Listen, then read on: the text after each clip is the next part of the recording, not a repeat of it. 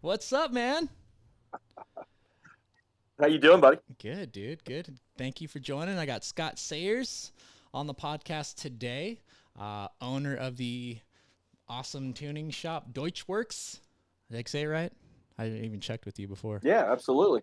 Nice. Yeah, absolutely, Thanks for the absolutely. swag, by the way, man. That was awesome. Anytime, brother. I'm Anytime. gonna wear it to Thanks for Carson. having me on. I appreciate it. Dude, awesome. Yeah, anytime, come on and chat with me. I'm gonna wear this to Carson Coffee this weekend and be the only one in Oregon with this shirt. I'm pretty stoked about that. Sweet, sweet, sweet. So thanks again for coming on, man, and chatting with me. Just wanted to Anytime.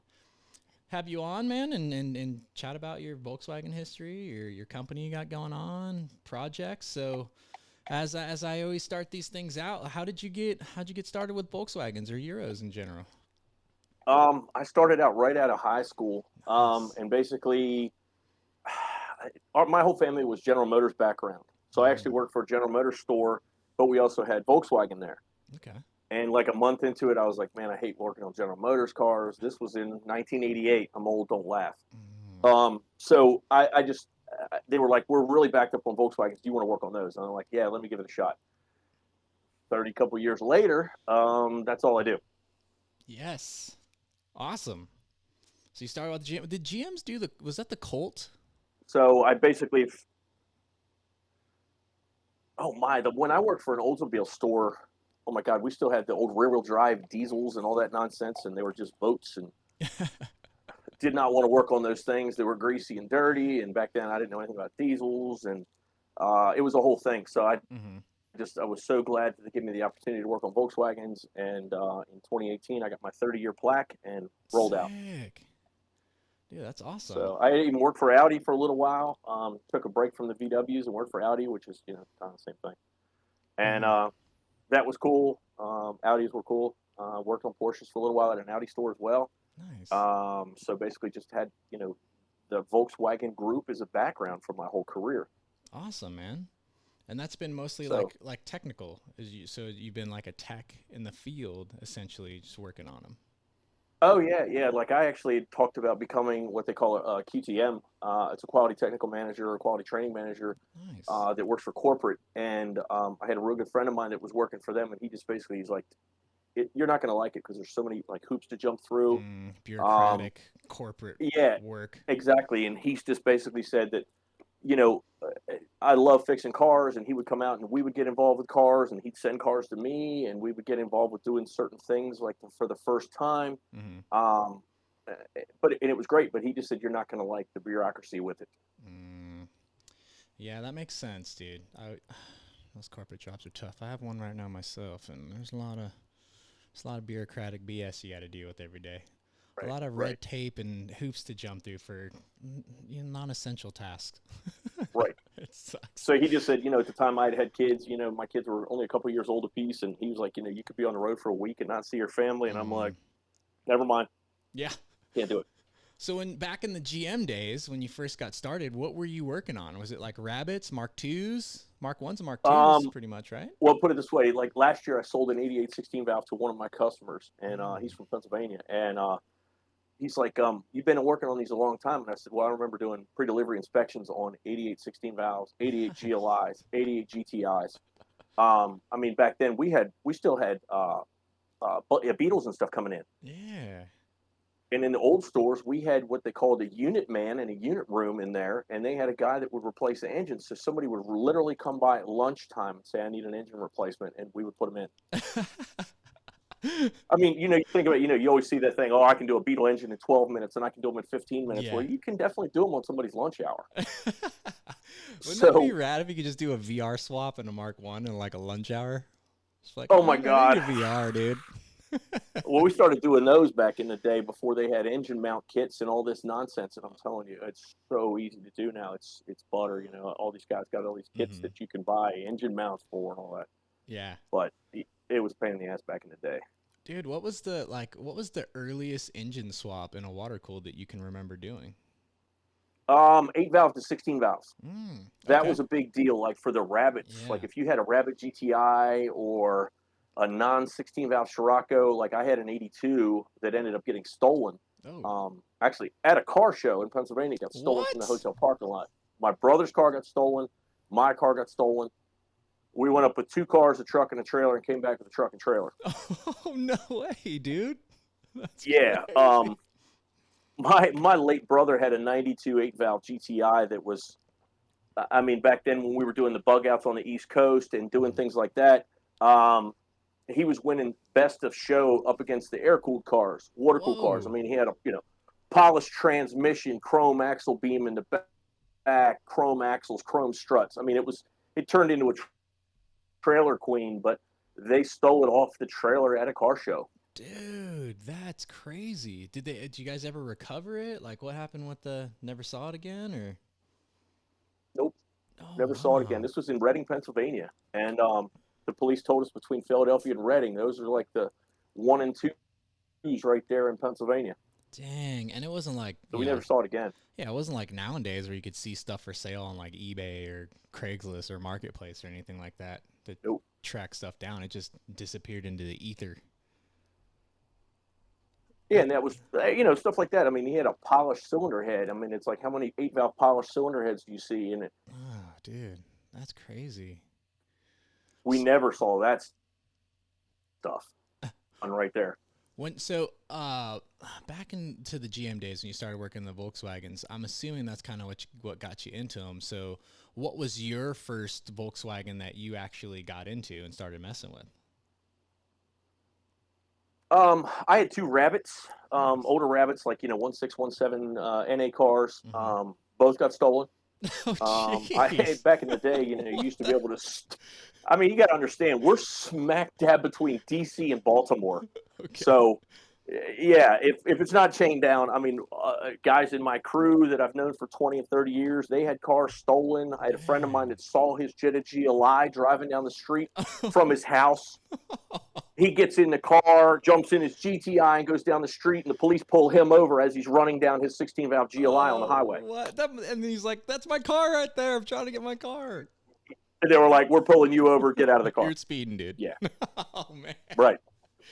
Oh, I mean, everybody I know that, from 20 and 30 years ago, we're deep in the game, that we've all had something stolen. Dude, that's crazy. How many cars have you had stolen? Have you personally actually? Um, 4. Four. Dude. The last one I had a diesel Rabbit that I hooked up, non-turbo diesel. It was a pig. Mm-hmm. Like, if you turn the air conditioner on, the thing would come to a stop. And it was all kitted out, looked like a GTI. It had TSW Hockenheim R's, the Nice. body kit, Euro bumpers, had a Thule rack on the roof. Sick. And it All was the a diesel. period correct dope stuff. Right. So I would have loved to seen this bastard's face when he got in there and hit the key, and it was like, and it starts rattling like a diesel. I'm like, ha ha. But he still got away with it? Yeah, it was gone. They found it like a month and a half later. All the wheels were gone. The kit was gone. Oh, Grill, dude. bumpers. That's a Yeah. bummer. That's crazy. So yeah, we've had a few of them. Now I just I don't let them out of the sight for too long. Yeah. So is that still a problem in that area? Like with the early stuff? Now The they're newer just stuff's taking harder. wheels. They're taking wheels now, so they won't try to take the cars because they're kind of unstealable supposedly, Yeah. and they're taking wheels off of them, or they'll just take the whole car. Dang. They'll put it up on a rollback and drag it away. Dude, that's crazy. So I mean, my shop is 13 miles south of Baltimore and 25 north of DC. So there's some interesting stuff going on. Dang. Have you ever had a customer come and get a bunch of work done and then call you up later and be like, "Man, my car got stolen"? No, unfortunately, knock on wood, not yet. No. That would suck. And even like in this area, fortunately enough, there's no crime right here where my shop is. Everybody's always like, you're always hearing horror stories in the city that somebody will go up there and you start your car and they stole the catalytic converter off of it. Oh yeah, that was a problem here in California too. Right. Yeah. I mean, it's happened around here, but it usually happens to like Hondas, Acuras, Toyotas, stuff. And those things are $1,500 on a core. Yeah. So Volkswagen ones, fortunately, aren't worth a whole lot of money, so they're not really sought after. Man, that's crazy. So back to your history. You had a couple of rabbits. Yep. What did that kind of transition into? I want to try to get into like how your company started and stuff, but I still want to I want some juicy details on like some past projects that you had. I had a VR6 Scirocco. I had an 82 that we put a VR6 in back in the day. And again, it was the worst thing to do to a Scirocco because the motor was too big. It didn't handle for anything. It was like a pig on stilts. Sounded Just good didn't though. like the way. Oh yeah. And back then when we were doing 8-valve to 16-valve swaps, that was a big deal. And nobody really had gotten deep into the diesel game because the diesels back then were kind of pigs. Yeah. They weren't fast. No, I have two of them right now. They're definitely anything but fast. Oh my God. Yeah. It's like that Polo I have. You can get out and walk faster than that thing. It is a pig. That's how I feel about I have like a brown 79 diesel. And literally people make fun of me, and I never drive it on the parkway. But, people be like, hey, you want to go for a cruise? And they're all in like newer cars and stuff. And I'm like, I can't keep up with you guys. I better off getting out on my skateboard. And they're like, it's not that slow. And then we like driving, and I'm like, I am full Right. pedal to like, the stop. floor. Yeah. You're like, quit playing around. Is the floor mat jammed up underneath the accelerator? No, it's on the mat, bro. It's not going anywhere. I am pegged, dude. We're doing 40. That's it. That diesel I had that got stolen. We went to a bicycle ride one time down in Virginia, and we had 2 adults in the car. Well, me and my friend, we weren't really adults at the time, but we had bicycles on the roof and stuff. Mm-hmm. And I'm telling you, on flat ground, it was a pain to maintain 55 miles per hour. It had the 3-speed with the E trans, and then it had the E was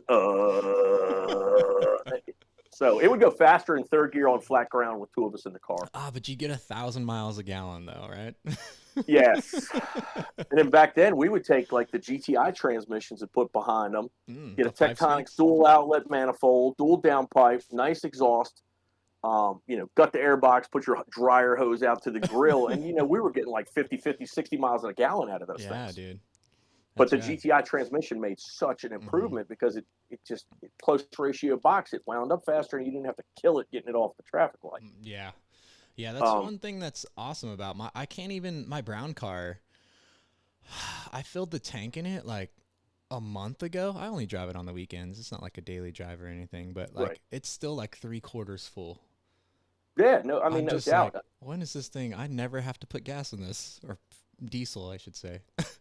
Yeah, one of these days I want to get like one of the wagons, get like a Jetta or a Golf station wagon with a diesel in it and hook that up, because we got a bunch of customers that have them, with like Malone tunes on them and CR190s and Rawtech exhaust on them, and they'll get like 60, 65 miles a gallon, and that's at like 70 miles an hour. Yeah. So, and they sound badass too. So it's a no-brainer, but you can't find one that's reasonably priced because everybody knows you can't buy one anymore. Yeah. Yep.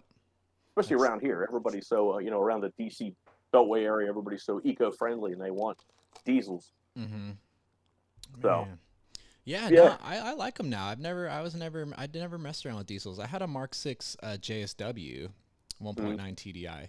I love that car. That was the first diesel car that I ever owned. Yeah, they run well. And the whole Dieselgate thing happened, and I actually got a bunch of money back on that car. So, yeah, it's hard to turn that down. It was, but I loved that car so much. But that kind of turned me on, and then all these little Mark 1 diesels started popping up. And they tend to be cheaper, but I'm like super into them because, dude, I just slam them on the ground and drive them slow anyway. You know what I mean? Low and slow. Yeah. Low and slow. I just go low and slow. I live in a little town, 30 mile an hour speed limits everywhere. It's like they're perfect, just to get from here to Cars and Coffee or wherever I'm going. I'm never in a hurry. So I actually love them. They're cool. They make diesel noises and, they're perfect. I got a friend of mine that just, he's got a really, really nice Mark 7. He comes in here, helps out, works occasionally on his days off. His name's Elam. I've known him forever. And he's got like this most immaculate white 2015 GTI. Never drives it easy. It's on the ground. Everybody thinks it's on bags. Found an old school set of 19-inch TSW Hockenheim R's. Nice. Powder coated the nuts on the wheel, on the lug covers. Sick. And he just got a Cabrio, and now all he wants to drive is the old Cabriolet. It's like an '89 silver. Put some red anodized wheels on it with a huge stretch on it. I made it like a dual exhaust that comes out in front of the rear tire, so when he two-steps it fires out both sides. Nice. And he loves that car. He doesn't like driving the Mark 7 anymore unless it's a cold or a rainy day or something, because every time the Cabrio's out, Yeah, dude. I don't know what the weather's like But guys there, that have but never had Mark Ones, they get the bite for it, and then mm-hmm. they don't want to stop messing with them. Yeah, I've had some recent friends who just got a couple of Mark Ones, and they're like super stoked on them. They're like Yeah, super stoked on them. Like, see, they'll get you, man. All you gotta do is drive one, and they'll get you. right. I got another guy that comes in here, is a real good friend of mine, Cordell. He just bought I think it's a 77 or 78 Inari Silver, with 40,000 miles on it. Oh, whoa, Original 40,000 miles. dang! Where do you find that thing? So he got it from somebody in Maine, I think it was. It's got Jeez. that velour looking interior and stuff on it, so it looks Mm-hmm. really, really nice. And all he's doing is like OE plus, slamming it, putting some coilovers on it, slamming it, running like 13 or 14-inch wheels. They're little pizza cutter tires on it, no exhaust, 4-door, 1.7, Nice. and that's it. Just wants to ride it. Yeah, dude. Keep it clean. Keep it OEM plus. Yeah, Especially low it's going to miles definitely like be a that. nice car. Yeah, that's awesome. Yeah. So back when you had your VR swapped Scirocco, what year Mm-hmm. was that? It was an 82. It was one of the only ones that had 80? the one wiper blade. No, what year did you do the swap? Oh, 95? Dang. 95, 96? That was early. Yeah. Did that like turn a lot of heads? Did you take it to car shows? Like what was Yeah, the scene no like back then? subframe conversions. Well, the funny thing is back then nobody was doing that. There was a couple local shops that aren't in business anymore that were doing rabbits and 2.9 swaps and rabbits and stuff like that, but they were having the same problems of getting the thing to fit in there and not destroy engine mounts. Because what we were doing is welding tabs where the frame went down right by the power steering rack. We were welding tabs on them, and then what happened under hard acceleration? It would bend the tabs down. So the next bump you hit, it might bend the oil pan. Oh. So they were hard to do back in the day. Yeah, we were putting like OBD1s in the Scirocco's and the rabbits and stuff like that. Dude, that's so awesome, Yeah. man. Especially from like 95, dude. That's early. That's like experimenting. That was like when everything was ABT. Everybody had ABT Mark IIIs. It had to have ABT wheels on it, a grill and a wing and all that, 90s stuff, When you're and now you can't find that stuff anymore. Yeah, you can't. Or it's a freaking fortune when you do. True. Arm and a leg, definitely. Yeah. So when you were doing that VR in the Scirocco, what got you started on doing that swap? Was it just like something that like one day just popped into your head like, oh, we're gonna throw a VR into a Scirocco? Like, was it like one of those things like, oh, we don't think anyone's done this yet, so let's try it? Like, where'd you get the motor? Like, how did that all work out? I got it out of a crashed GTI. I got it out of a 95 GTI. Got slammed in the back end of it, so just took all the driveline and stuff out of it. And Mark IIIs were like brand new back then. Like this whole time right, I know. period, they're like new cars. Oh my God, this was a 2-door that was crushed to the door. Oh. Like the door opened and the guy got out and walked in, but he got rear-ended by a tractor trailer. Dang, dude. Yeah. That's gnarly. So we bought the car, back from the insurance company. We paid like probably $600 for the car, $700. Nice. Because back then, nobody was swapping anything. There was a lot of talk about people doing different things in them and putting bigger diesels in rabbits and stuff like that, but nobody was really doing it. The biggest problem with the Scirocco with doing that is if you bounce the front end hard enough, the freaking oil pan would hit the ground. Yeah. Bye. Did you go through a bunch of pans? Yeah, because yes. And then we even started playing with trying to cut them out, cut the centers of them out, like drop a half inch out of the middle of them. And then you couldn't get a pickup to work right because if you bent the pickup up, now half of it's sucking air. Yeah. So if you went around a corner fast, a lot of times the thing with the oil light would come on. But it wouldn't go around a corner fast anyway. If you kept it on a radius on an on ramp and just crank the wheel, it would just squeal louder. So you just drive on it would just go whoor, and it would make the same radius. They were pigs. You just could not get them to steer. Now in a straight line, they were awesome cars. Oh, dude. So yeah. I'm just fascinated. But for the longest time, we were doing nothing but 16 valves. Yeah. I'm just fascinated with that, like that time period and like the early like experimentation with that stuff, So you got the motor out of how many? That one has to have been a low mile VR6. Less than 40,000. Less than 40. Man, so you get it in the Scirocco. What are you doing for suspension back then? They're making cup kits and stuff, right? Yeah, the biggest thing we were trying to do is put like Bilstein rally races on them, and then trying to find a good spring that was stiff enough. Like you could try to take the Mark III stuff and cut them down, just because the rate of the spring was different. But if you used the Bilstein rally race struts on it, because they had that piston in them that was almost as big around as the insert when it went down into the strut. But they were expensive, and you can't even find them anymore. So did you rip the whole harness out of the GTI and run the cluster out of it and all that stuff? How did you get all that stuff to work? No, back then we just added instrumentation, gauges, oil pressure, and stuff like that, because this was so early on. There was nothing to get like the signal generators like everybody makes now. There was none of that stuff available. People were talking about throwing like a Mark III cluster and just shoving it in the dashboard. I just never did that. The only thing that worked on mine was the speedometer. Man, that's crazy. All right. And then basically nothing else worked. It just had power ground terminal 15 to start the thing up, fuel pump relay, and that was all it had. You know, there wasn't a whole lot of diagnostics. There was no check engine light. There was nothing. Well, so, if no check engine light comes on, then nothing's wrong with it. very crude wiring harness job in that thing, you know. Dude, that's so awesome, it was pain. Dude, that is so awesome. Cool. I love hearing stories and talking to guys like yourself who were back in those days, like starting to do the stuff with all the water cooled stuff. Like I know the 8-valve to 16-valve swaps were like popular like back then, but once you start experimenting with like the VRs and the 1.8Ts, like those stories are always like super fascinating to me from like the pioneer's perspective, you know? Right. And I mean, up until a couple of years ago, but I've never done anything with 1.8s. Everybody always is like VR6. I had a Mark I Jetta coupe up until last summer. It had a roll cage in it, and Kramer Brothers Fabrication is a real big chassis shop around here, and he did me, you know, like an NHRA legal cage, and 4130 chrome moly, 30 thousandths tubing. It only added like 70 pounds to the car. Wow. Through the dash, strut towers in the front, strut towers in the back. And I had a turbo VR in that, and it was a 2-door 83 coupe. Turbo VR? Yeah. Dang, dude. And it was worthless into third gear. Yeah. No traction. There we go. Well, I ran it at Capitol Raceway up here maybe like 3 summers ago, and it went 1130 on 195 45 15s. What? Pedaling it. What? All it did was just on and off the gas whole way down the track. It was so fun. Dude, but that is sick. We were talking that Kramer Brothers wanted to make it rear-wheel drive. Oh, that would have been sick. What happened to that car? I sold it to a kid that used to work with me, and then I don't know what he's done with it now. Oh, no. Hope he hasn't stuffed it. Lapis blue, painted the cage, you know, I mean, full interior. It was a nice car. Dude, fuel cell in the trunk. But, yeah, it just...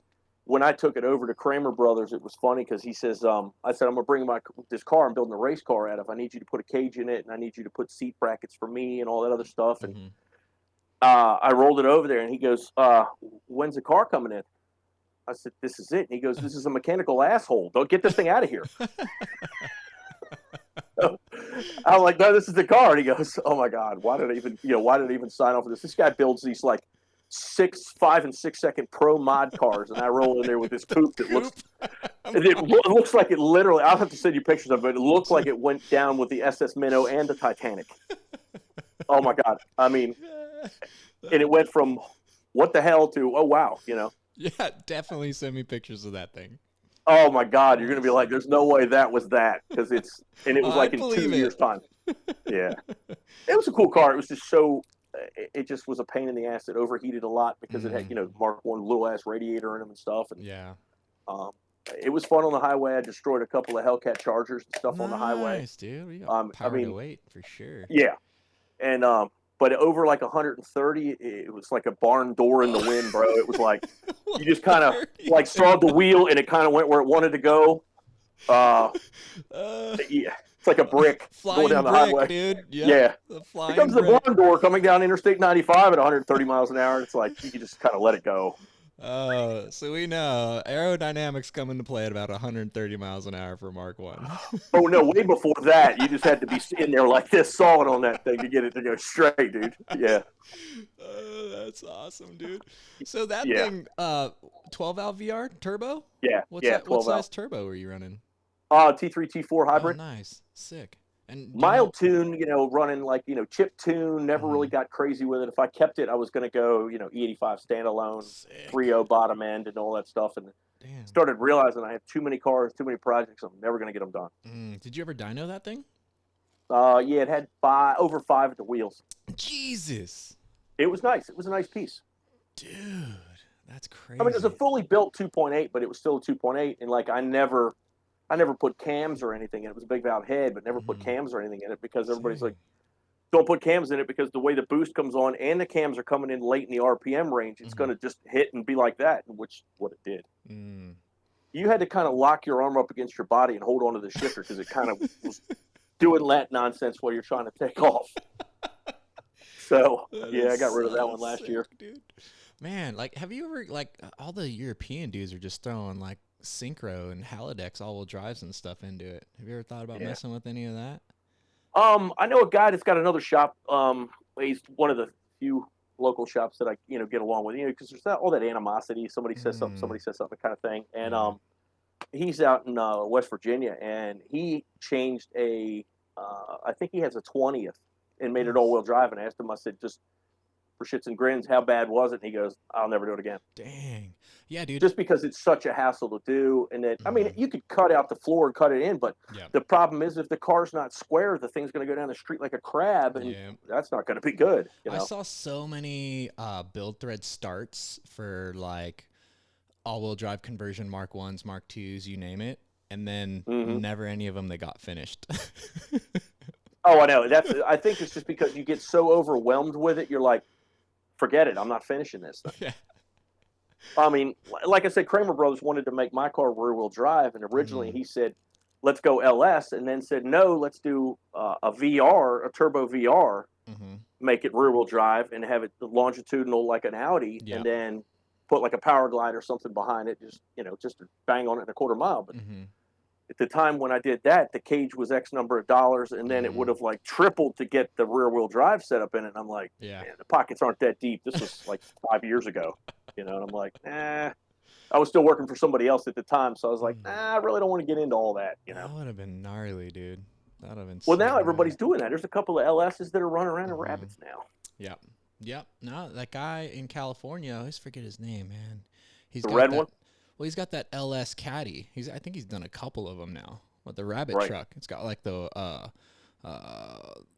lumber rack and shit on it. Right. I think it's sick. Well, I really thought about doing that too, because I had a Caddy that I got from another friend of mine I've known for like 30 years, and another friend of mine wanted it, so I bought it and sold it and never even picked the damn thing up. But I wanted to put like a Audi 3.0 supercharged in the back. Dude, that'd be sick. Because somebody else has already done like 4.2s and stuff like that. So I was like, do I really need to take on another project that's like that? I mean, I got projects now that I still haven't finished on my own, so it's like, And then of course everybody's like, don't take any more projects. You don't need to do that anymore. Yeah. Well, how do you deal with that? So let's talk about. Well, I'll ask this question after. How do you deal with that? Because you own a business. You essentially work on customer cars all day, every day. And there's always that joke that like, hey, man, if you see like a mechanic special car, don't buy it because mechanics don't actually work on their own cars after they work all day. That whole thing. When you're a little OCD, you kind of have to take care of your own stuff. Plus now with me being a shop, I can't really be seen on the street with some junk. You know what I mean? Yeah, that makes sense. I'm not a new car guy. Like the newest Volkswagen I have is a 2003 Eurovan. Nice. And I'm not buying any new cars. I've got a whole bunch of old ones. Just because the way I am, because I have this, I have a bunch of vintage motorcycles, motocross bikes, street bikes, and such. Nice. I have this hashtag no cookie cutter cars because I don't want to pull up to a traffic light and look over and see some jackass that's got the same Kawasaki I do, or he's got the same whatever else I'm driving. Yeah. I've got the Eurovan, I've got the Polo, I've got the Beetle, my Baja Beetle, I've got a 1990 Doka that we're doing. Synchro Doka. No way. I love those things, dude. Oh, those things are so that sick. Thing's Fox coilovers, all-wheel disc brakes, 1Z diesel conversion going on. Sick. And that's got a KO3, KO4, Colt Stage 2 cam. Kerma TDI gave me a bunch of stuff for that thing. Damn, dude. Did you had to import that, right? Or did you buy that off someone who imported it? Or how did that work out with the Doka? I have a customer that has 2 Dokas that he brings here. He's got a 2-wheel drive one that's slammed and a Synchro. And I said, look, I want one of these things. I got to have one. They're so unique, and I'm all about unique pieces. Yeah. And he was trying to find me one, and he was like, "Here, this two-wheel drive one is $12,000. This two-wheel drive one is $10,000, and there's this and that." And I basically told him as a joke. I said, "Look, if I'm going to spend that kind of money, I'd rather have an all-wheel drive one so I can drive it on the beach or something, or thrash it off road in some mud and shit, and climb Yeah. uphill or whatever." Yeah. And he goes, "Oh, I got one in my driveway." Fuck. I'm like what? He goes, "Yeah," and his house is 5 minutes from my shop. So I went up there, and I'm trying to, give him the poker face, and I'm like, "Yeah, I don't know if I really want this one, and what's this gonna cost?" And he told me, and I was like, "All right, I guess come by this week. I guess I'll do it." The whole time I'm going, "Yeah, I got me the good one." Dude, those things are so sick. I love that you have a Eurovan too. I love that you have a T4. I just picked one up. I absolutely fucking love it. But the dude I bought it from actually imports Dokas from the Netherlands. So I went to pick up this Eurovan. Oh, nice. The Eurovan wasn't imported. It was like his family's car, but they took really good care of it. This guy's just a van nerd. And I show up. He's in the middle of like Eugene, Oregon, or just right outside. And he's got a bunch of property. He's got this big red barn. Cliche, right? This guy's got a big red barn, and I pull up, and he's got a red Doka Synchro. He's got a white one that's not a Synchro, and they're everywhere. And I'm like, "Whoa, where are these? Are these for sale? What's going on?" He's like, "Oh, I import them. I have a buddy who lives in the Netherlands, and I import them in. He explained it to me that it made more sense for him to import like 4 or 5 at a time, and then he just kept the one that he wanted." And then he'd sell the rest of them. And I'm like, "Well, fuck this Eurovan. I want one of these." Just push this one aside, get to this one. And he was like, "Well, no, this one is mine. The red one, the Synchro." He had a bunch of stuff done to it. TDI swap, Euro everything on it. He's like, "This one's mine. I've been building it for a while. The white one over here is for a buddy." And everything was spoken for, and I was like, "Dang, well, next time that ship comes in." And then he started telling me prices, and I was like, "All right, maybe I don't want one." They're not cheap. Mine with a 1.6 in it.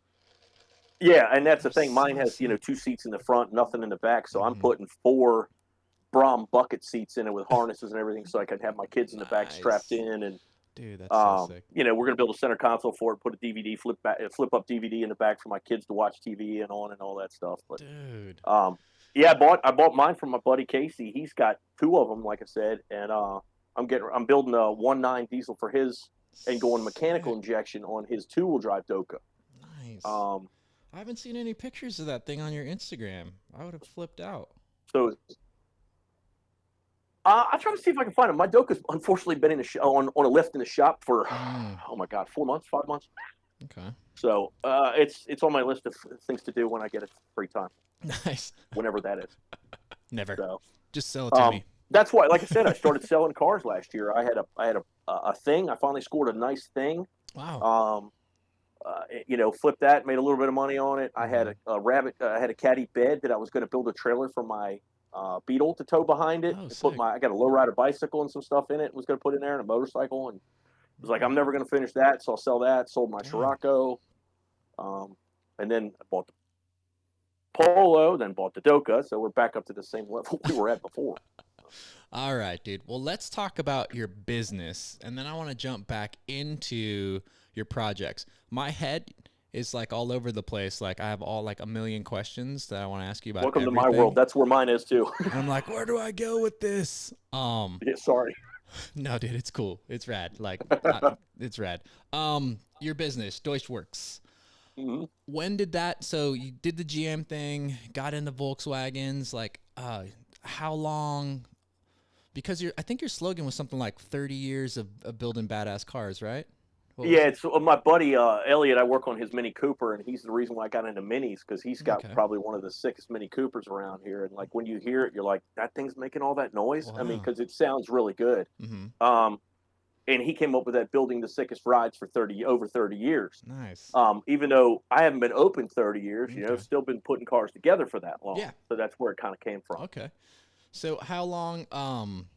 Like, how old is your business, and then when did you get started? Like, when did you say, I'm going to do this for myself. I'm going to build some sick shit and start my own company and take this whole thing on? The idea for Deutschwurx came up in 2017. Okay. I worked for a big auto group here It's a family auto group. It's a big group.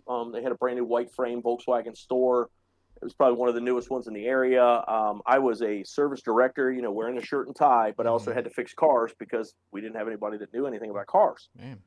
So I'm dealing with clients and trying to run their business and fix cars and everything. And it was just, I did that for like 2.5 years. There was a couple of days where we had car shows there, and I would literally work like 36 hours straight trying to get ready for it. I'm the only one doing it. I'm not going to mention names. I'm not going to badmouth anybody, but it got to the point where the juice wasn't worth the squeeze. And when I'm on vacation and I'm getting phone calls and asking about people's cars and such, and I'm like, I'm sitting on the beach with my kids. One of my daughters was 6. The other one was like 2 years old, and I'm like, I'm not answering phone calls while I'm not there. Yeah. There was a big blow up. There was words, and I left. Here's your key. Here's your phone. I'm out of here. Went back to another store and worked as a tech until 2018. Okay. And then this started out. I was like, all right, I'm going to get a shop because I couldn't put up a big garage behind my house because of the county I live in. Soil runoff, all that stuff, because we live near the water. We're in the Eastern Shore of Maryland. Okay. So couldn't do that. So I said, I'm just going to pull the trigger and get a retail spot. Nice. And was still a full-time tech, but was doing this at night and on the weekends. So I was literally working 7 days a week, working at night, working long hours. That's strong hustle game, man. Oh, it was crazy. And then I finally just said, forget it. I'm going to quit my job. And then I rolled in here one morning in January of 2019, and all my friends were saying, you got to do it full time. You're going to do it. You don't screw up at anything. You don't fail at anything. Everybody makes mistakes. Everybody screws up. I get that. Yeah. But I've never really failed at anything. I was good at racing motocross, good at building these cars. And I'm like, I'm not going to let my business be the first thing that I screw up and fail on. So I quit my job on a Monday morning, and I came in here, and I'm sitting in my other building, which is across the parking lot, because we moved into a bigger spot last year in June, and we already need a bigger spot now. Wow. And had a little, I guess, a come to Jesus or an epiphany, and I'm sitting there going, what the hell did I just do? I've got a family. Now I don't have health care. Now I don't have this. My client list isn't that, it was good, but it wasn't that great. I'm like, oh my God, sitting in a chair in my showroom crying for like an hour going, oh my God, I just screwed myself. And then everybody was like, no, dude, just work. Yeah. So I would work all the time. I have first responders, I have police officers, people that work in military that would get off at 11 o'clock, and they're like, hey, can I come by the shop at 11 o'clock and get an oil change? Yes, you can. Because I'm going to take your money while it's there and get the job done. So I was working all the time. And it went better than I thought. We seek out making sure everybody's happy. In the 2 years that I've been doing this, since January of 19 up until now, we have over 200 5-star Google reviews. Nice, man. That's fucking awesome. And I know it sounds like I'm tooting my own horn, but there's my competitors in the area don't have that combined. And this is in 2 years. That's awesome. So I like taking care of my customers. We do things that my business plan was very simple. We do what other people don't. We offer pickup and delivery. Dealerships don't even do that. If you're within 25 miles of my shop, I'll pick up your car. The car gets washed. The car gets vacuumed. Sick. We bring it back. I have a mobile checkout where you can pay with your credit card or Apple Pay at your office. Nice, dude. So I make it very convenient for everybody else. It's not supposed to be convenient for me. That's awesome. One reason why my business is blown up. Dude, that's so fucking rad, man. That is so rad. I love hearing these hustle stories, and it's just simple, man. You put in the work and shit happens. Like a lot of people out there like get down on themselves and you know what I mean? But it's like, dude, are you really doing it though? You know what I mean? Like I have a lot of friends who are like, I know they're not really fucking doing it, but it's like sob story for myself. But hearing stories like yours, it's like, no, dude, you have to fucking do it.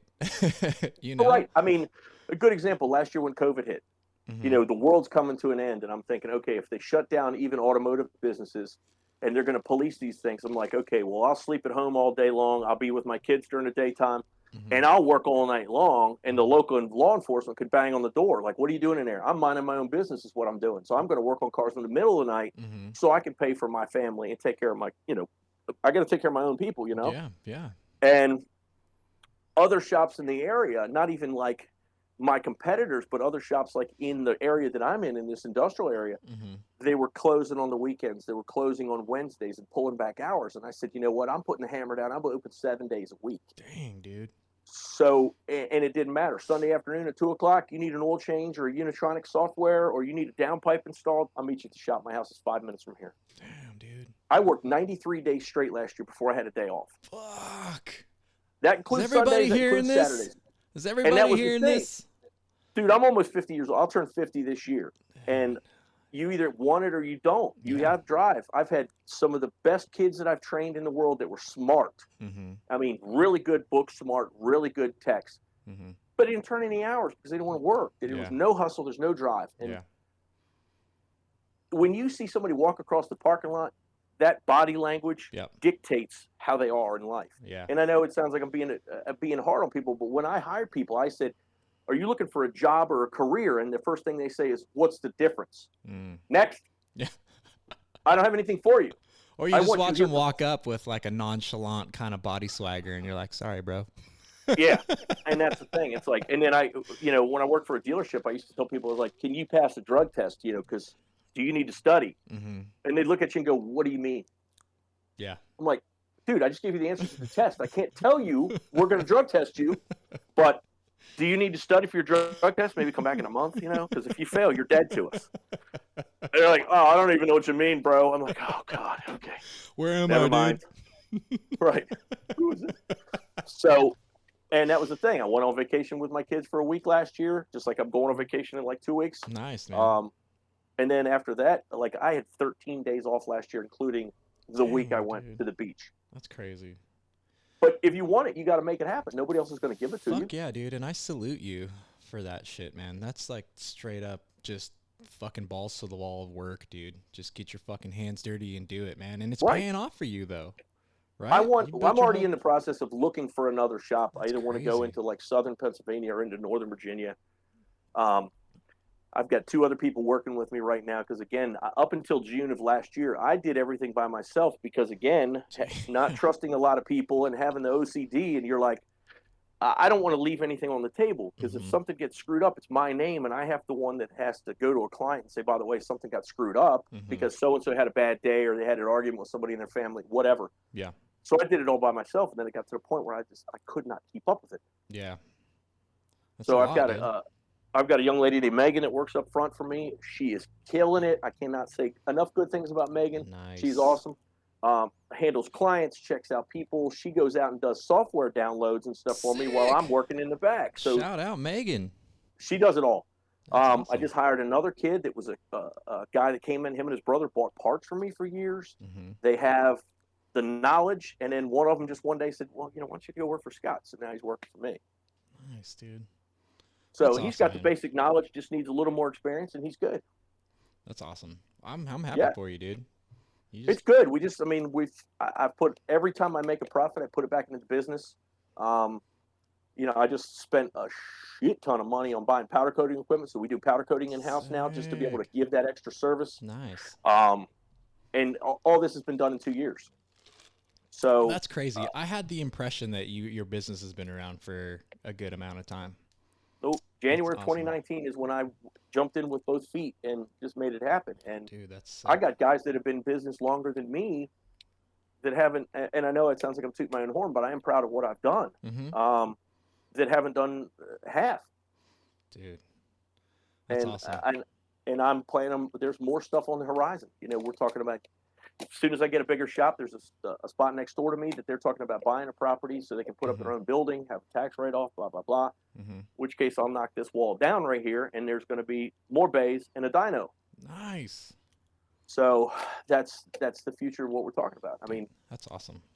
Yeah. So I'm always like 3 steps. I'm not the smartest guy in the world as far as but I like to plan things out. Do that. So what? I'm assuming you guys do everything. What percentage of work would you say is like maintenance stuff versus like modifications or like cool, we'll call it like cool work? I'd say performance and mods is probably about 80 to 85% of our business. Oh wow, that was a lot higher than I was expecting. I was expecting it to be more like 80% maintenance and stuff like that. Oh, that's No, awesome, occasionally, I dude. mean, it's somebody will come in and they get oil changes. Obviously, we stock everything from liquid moly, blah blah blah. Mm-hmm. But people will come in and like, I want coilovers, I want a downpipe, and then sell me some software. Okay, cool. Sick. Oh, and then while my car's here, can you change the oil in it? Yeah. We get very few people that'll just come in and get like a battery or brake pads. It's always like, I want to get a sway bar, coilovers, and then what, Mr. Customer, we noticed that your brake pads are potato chip thickness. So do you want those fixed today? Do you want the maintenance stuff too? Right. No, I don't need brakes. I just want to go fast. No, dude. I don't need. No, we're good. That's funny, man. Because we would go to me and my buddies. We would walk around car shows and stuff, and we would see a dude who had like, I don't know, $4,000 set of custom Schmidt wheels, and then his bald tires. Yep. Believe or me. like busted, rusted brakes. I was like, Yeah. It's really rare, to be honest with you, that people just come in there and just say, okay, I want a 40,000 mile service, because wow. they want to come in and get, an intake manifold or, something Mhm. put on, or cold air intake or something like that. It's got to be at least 85%. What's the emission laws and stuff where you're at? Are they pretty strict, or is it? It's not terrible. I mean, I know like Northern Virginia, for example, you have to go through emissions every year, Mm-hmm. and they also do visual inspections on cars with catalytic converters and things like that. Mm-hmm. Maryland's not very lenient either, Mm-hmm. but we only have to go through every 2 years, and then they do an OBD scan. So if the car has no codes and the readiness is set, Mm-hmm. you're golden. Okay. All right. Yeah. So I mean, that was one of the things. I'm in Oregon now, but in California, like where I'm at, there's like no emissions. So you can do whatever, do whatever the fuck you want, and people do, and it's pretty gnarly. But down in California, it was super strict, and a lot of us would stick to like the visual mods and stuff, and we didn't get into like a lot of the tuning aspect of stuff because of the emission standards were so, Yeah. I mean, there's sections in Maryland, like the Eastern Shore, like all the way down to like Ocean City and stuff, and then even Western Maryland, there's no emissions there. Mm-hmm. Nice. So, and I never understood that, environmentally, wouldn't you want the beaches to have the best environment, Yeah. But like, no, you can drive your tractor spewing fumes into the world. It doesn't matter. Whatever. It never makes sense, dude. No, that's. I know. It's like, all right, in Western Maryland, where the animals are living, you got bear and stuff on the highway, and it's like, yeah, no worry about emissions. We're good. So, don't even try to think about it. No, make sense of it. No, dude. So let's talk about. I want to talk about a couple of your projects. First off, I have been a T4 just like junkie recently with the. Either love Eurovan. or hate them. There's no in between. Dude, I love my Eurovan so much. I drive it every day. I've got a bunch of things planned for it. Yours is sick. Like, Thanks. You sent me pictures of it. I was like, whoa, dude, this thing's nuts. So it's got a VR in it, right? Is it a 3.2? It's a 3.2 bottom end, but with a 2.8 24 valve head on it. Dude, that is sick, man. I'm trying to find a charger. I want a charger just for the noise and a little bit more pulling capability, but I don't want to shred the transmission in it because this is the second trans on mine. It's auto, right? Is it auto trans? But mine's got almost 300,000 miles on the body. Dang. And I put the trans in them. Well, it's a 50-footer. You get up on it. It's got some dings and dents on it here and there. Everything looks better in pictures. That's the problem. Well, you got to get the right angle. It's like, when you do selfies, you got to get the right angle, But now I got FalconWorks just did me a set of 19-inch 3-piece Snowflake retro wheels. Whoa. They'll be here Tuesday. Sick. And I'm going to do those, like powder coat those in a couple different colors. Nice. And they actually engraved on the center cap. They have FalconWorks forged on one part of like one of the spokes, and on the center cap it has the Deutschwurx logo on it. Dude, sick. So I've been dealing with him for a long time. Shout out to FalconWorks. Shout out. And then I have Sika brakes to put on that thing. There's 385 millimeter wave rotor for the front, 8 piston.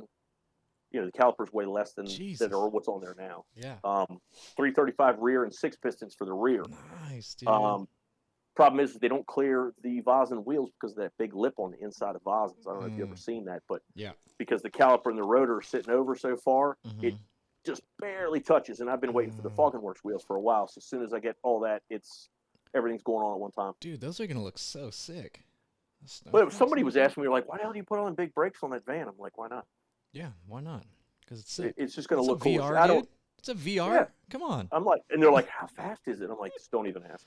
Dude, that thing is so dope. So this T4, because it's a later model, it's called the long nose, right?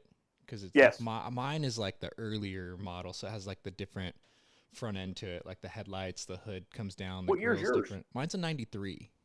Oh, yours is a 2.5. Yeah, yeah, Okay. Yeah. That's the shorty. Yeah. yep, the shorty. I love that hmm thing too. But the front bumper on yours, that looks like an R32, like a Mark IV R32 bumper. It's a kit that came from Magna Tuning in Austria. They're actually making a kit for my Polo right now. It's supposed to ship out next week. Sick. Side skirts, just a little valance in the front, kind of looks like the old VR Euro valance for the Mark IIIs, and then a little bit of one on the back. But Dude. they did that. They've got a whole bunch of kits for them. I mean, like in Europe, they'll make every. I mean, you know how the T4 market is in Europe. It's insane. They're still It's making fives and insane. sixes. Yeah. So they did the kit for that. Took a couple of months, but I'm going to tell you what, it is the best fitting kit that you'll ever get. There's no trimming. It's fiberglass. Take the old bumper cover off. You slide it in. There's two brackets at the bottom. You put screws in them. You're done. What did you do? That's sick. I love that. I love how that bumper looks on your van. Like everything. It's even better at night because they got LEDs underneath of it. So those big grills that are in the front light up green when at nighttime. Dude, what did you do for suspension? Because that was one thing with my T4 that I was always caught up on because, you know, I always fuck with coilovers on Rabbits and Mark IIIs and Mark IVs and shit. And so I'm like, torsion bars, what the fuck? And I'm like doing all this research and you know what I mean? It's not actually very easy to slam a T4. You basically almost bottom out the front torsion bars. There's a special socket from VW that's I'd have to look and see what it is, like a 28 millimeter socket that's like it looks like it's a foot long, but crank them down in enough that you don't have to really have them on the bump stops a lot in the front. It even cut the bump stops down. And then I have JOM rear springs, but I put Bilstein heavy duties on it all the way around because when you lower them down on the stock suspension, it's like riding a waterbed down the road. Dude, that's what mine feels like right now. Yeah. Bilstein heavy duties is about the best thing you can put on it so far. I've been trying to get like BC and Air Ride, and I'm not an airbag guy, but I might, and we install them, of course. We have an Air Ride account. I was going to ask you about that. Yeah, awesome. Yeah, so the only cars I have that I would put bags on, I would put them on my van just to slam the hell out of it because the new wheels are going to tuck. And I would put them on my Polo. Okay. Because the Polo, the wheels are so narrow. I mean, it's got 15x7s on it, and I have 165, 45, 15. So the wheel will actually go up and touch the body. Yeah. So I'm trying to talk some people into hooking us up on a good price or, you know, flowing us a set or something. But nice, dude. That Polo. I would put them on those two. We'll get to the Polo in a second. I still want to talk about this T4 because I don't get to talk to a lot of people about T4s. I'm the only person I know that owns one, except for you. Well, I had two of them. I had a green one, and I sold it for more money than I paid for it. Dang, dude. I put like front brake pads and rotors on it, and then everybody's like, "Is that for sale?" I'm like, "Dude, everything's for sale. This is America. I'll walk home. I'll get an Uber." And they're like, "Oh, would you take $6,500 for it?" And the other one had 200,000 miles on it. I'm like, "Bye." Dude, that's so my story with the T4 is like I would see them like they weren't very popular here in this market, right? We didn't get a ton of them. A lot of the ones I see are like the campers, right? Those are pulling big money with the Westy tops on them. Exactly. Oh my God! So $20,000-$30,000. Yeah, in Central Oregon, people are crazy about those, right? The whole camper thing. So I actually wanted a van again, like a T3. And so I'm like looking marketplace and same thing. Oh, dude, like a Beat van again. It was like $7,500 for like something that's Beat. And it's 2-wheel drive. Yeah. And so I'm like, fuck, dude. So then I was like looking, and I got on a YouTube page. The dudes are called like the Lowdown Transporters. And they I know. Yeah, and they have like most of the stuff they do is T4s. So I started like watching their. I'm like, dude, these vans are actually fucking sick. And then I started doing research on them, and I'm like, they're huge in Europe, but fuck, nobody's touching them here. There's like no. I think Bernie. And that's one reason why I wanted to do it because I was like, I can put all of my stuff that we take like 2 or 3 10x10 tents and oil and downpipes and all that crap. I said I can if I want to take a nap in the damn thing, the bed folds down, you know. Yeah. And I tow my air-cooled Beetle around with it. That's awesome, dude. And I thought like when I first started looking at, so like the Vanagons, I was like, dude, I'm out on a Vanagon. I'm not going to spend like $8,000 on a fucking piece of shit van and then try to like go from there. It needs $10,000 worth of work. Yeah, I'm not going to do that. So I was like looking, and then, you know, I got onto the T4s. And so then I started looking for T4s, and one popped up like near me. You know, it's a white 93. It has like 230,000 original miles on it. The dude took immaculate care of it. Like, you know, it's a 93, so the dash is kind of weathered, and you know the carpet's kind of like whatever, but you know, no rips in the headliner, no sagging. I was like, oh, this thing's awesome. So I get into that. I used to think they were ugly, but like the look of them is like grown on me. You know, like I love T4s now. I think they're super sick. And this one popped up, and they was like, dude wanted $3,000 for it. That's a pretty good deal, especially yes, dude. So is yours an automatic or 5-speed? 5-speed. Oh, yeah. Even better, because the automatics are trash. Exactly. So that's dude. They're made out of chewing gum and tissue paper. They just destroy themselves. I have a buddy who's a technician at TST at Tomat Sport Tuning. Shout out Simon. And I was like, oh, what do you think about these? And he's like, dude, stay away from the automatics. Like, whatever you do not get an automatic Eurovan. It has to be a manual. And literally, like 4 days after talking to him about that, this one popped up. It's white. I love white cars. T4, $3,000 manual. I was like, fucking, I will be there this weekend to pick that thing up. And I absolutely love this van. So I cranked down the torsion bars in the front, almost maxed out. There's like maybe 2 threads showing. Yeah. In the front. You just want to have it enough off the bump stops in the front, because if it starts hitting the bump stops, that thing's just beating the hell out of itself. I saw this thread of these dudes who like make like these extended bolts. And there's a whole build thread, and he was like, you can get another 20 millimeter drop if you extend the bolts. And I was like, oh shit. So people are doing if you get on Modified T4s on Instagram. Okay. There's a rack of them, and they're mostly European ones, and they're putting 15-inch steelies on them, so they're already on the damn ground. Dude. And then there's another guy, I think it's in England, I think it's called Surface Lowriders. Scarface. Scarface Lowriders, yes. That's it. The Scarface. And he makes some sick stuff for those cars, man. I mean, like, Shane. They're doing drop kits and all kinds of stuff for him. And he looked at mine and goes, you ever going to lower it? And I'm like, I know. Those dudes are fucking tucking 16 static. I was like, yeah. Jeez, I'm dude. like, yeah, I just like big wheels, you know. It's kind of hard to turn down big wheels. I got a set of Audi A8 wheels, I think they are. The dude had it on like a Q5 or something, but I think they're Audi A8 wheels. And they're 18s, like 18 by 8s, and they're like perfect. That's perfect. Yeah, I think they're perfect. I just want to tuck a little 18. I might drop to 17s depending, but I really want to bag it. So I've been looking into that. But there's like so much cool stuff to do to them, and like you said, like because they're not very popular, you don't see very many of them, and you definitely don't see very many like slammed or kitted out ones like yours. You know, right? And that's one reason why, like I said, I did it. I could put all kinds of stuff in it. I could tow with it and everything else. But yeah, it's just you either loved them or hated them, and it was funny being at a dealership for so long. People hated working on T4s, and they hated working on Routons. And I kept trying to tell these guys, I said, you don't understand. They know they're not getting any more. If you recommend legitimately what the car recommends, what it needs, the people will just let me have it. Just fix the car. Yeah.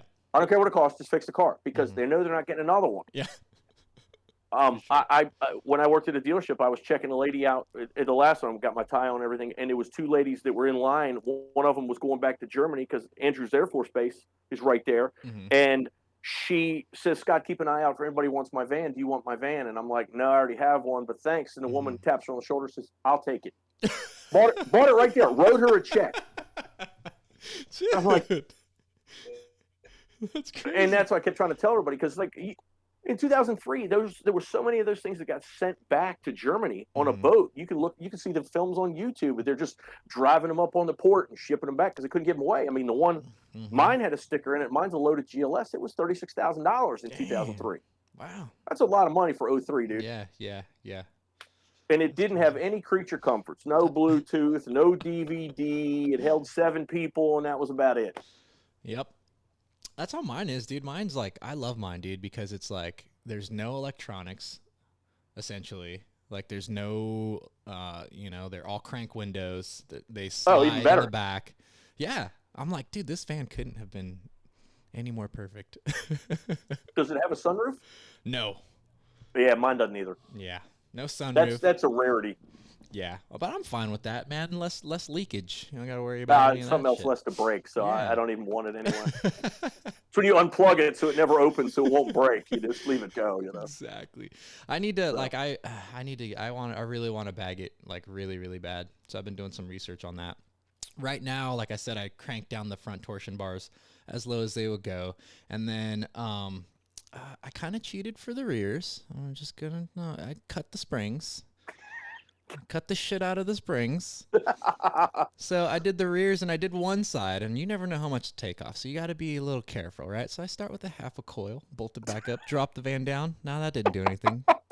Jack it back up, pull it back out, cut a coil off, throw it back in. And I did that process until I got it level with the fronts. And I had to cut so much off of the spring, like before the wheel even comes off the ground. When you jack it, the spring will fall out. Clang! That's the problem. That's the problem with the lowered springs in the back now. I had to zip tie mine in there, like you used to have to do, like the Mark IVs, where it's like it's kind of hanging in suspension there. It doesn't even really know what to do, and then you're looking under it when you put it down and like make sure because you'll see it do that because one of them fell out in there. It's like it's down in the parking lot. Totally, dude.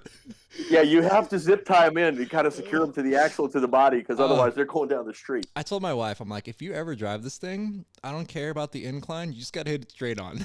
Don't go at an angle. It's funny. I pull in the driveway out here. There's a pretty good dip in there. Mine, the inside wheel comes off the ground in the back. My spring would be gone. I even hear that's what I'm afraid of. I'll even hear it like clunk in there. I'm like, oh shit. That's when you step on the gas and just keep going. You're like, I'm just gonna leave it there. Yeah, I gotta figure something. I'm gonna do it right. I want to bag it. Again, no kits for it. I saw like a universal kit for it, like online, but I don't know if I want to spend $3,000 on like a universal kit, and then you never know what you kind of get. You know what I mean? Get on magnatuning.com if you need a hookup on it. We're a dealer for them. I'll take care of you on a price for something. Sick. They make a couple different size roof wings because mine's got this like. Yeah, 300-mile-an-hour wing off the back of it, and all that stuff. Dude, there's so cool stuff, so much cool stuff. So I got on the Bus Depot and I ordered like E-codes for it and like the matching corner markers. I got Euro lights for the rear. I got the window deflectors. There's like so much cool shit, I wanted to ask you this: do you have an aftermarket steering wheel in your T4? I do. I have an old school 2-spoke Momo. Oh, sick. So the Mobo hub, is that like the same, like a big spline like Mark III? Mark 1. It's a Mark 1? Dude, because I tried to put an airbag steering wheel in mine, so I got a Mark IV wheel. Bought this perfect 3-spoke Mark IV out of a Jetta, and I'm like, it fell on the shaft, and I'm like, damn. And I don't know the Mark IV, so put that one to the side. Then I bought a Mark III, and I'm like, yeah, the Mark III is a little bit smaller. Damn, that doesn't fit. Like, man, so I had my Scirocco out there, and it's a small spline. It's like sick. I'm so that's it. I didn't even mess with it yet, but I have an extra Mark 1 Momo hub. Perfect adapter. Perfect. Sick. Yeah. Awesome. Yeah, because I had originally had a 9-inch chain steering wheel on it. The old school lowrider one on it, and it's just driving that thing. It was like this. I'm like, it's in my Beetle now though. It's with the 30-inch tire, so now you have to try to muscle the thing to turn a corner. That's another thing too. It's kind of like you're driving a bus. I'm 6'4", and I have like long ass lanky arms, and like even like where my seat is, like where it's comfortable for the pedals, dude. I'm it's the most uncomfortable driving car. Yeah, I'm like stretched out, like to like drive it. I'm like, man, this is crazy. Like, how would you comfortably drive this if you had like a long torso? Every one of the T buses, 1 through 4, all of them. Like, I've got a customer out here right now. He's got a 66 bus that's here right now. And when you drive that, it is school bus, dude. It is perfectly flat, and it's like you're flipping pizza driving this thing going down the street. And it's the most awkward thing because, like, if you get in an accident, the first thing that goes through your head is your feet, I'm telling you, it's like, I'm not going to be in this thing. It's so fun to drive, though, especially since I ruined the suspension on it. Like, it's just so, like, bouncy and make sure your seatbelt's on. Car.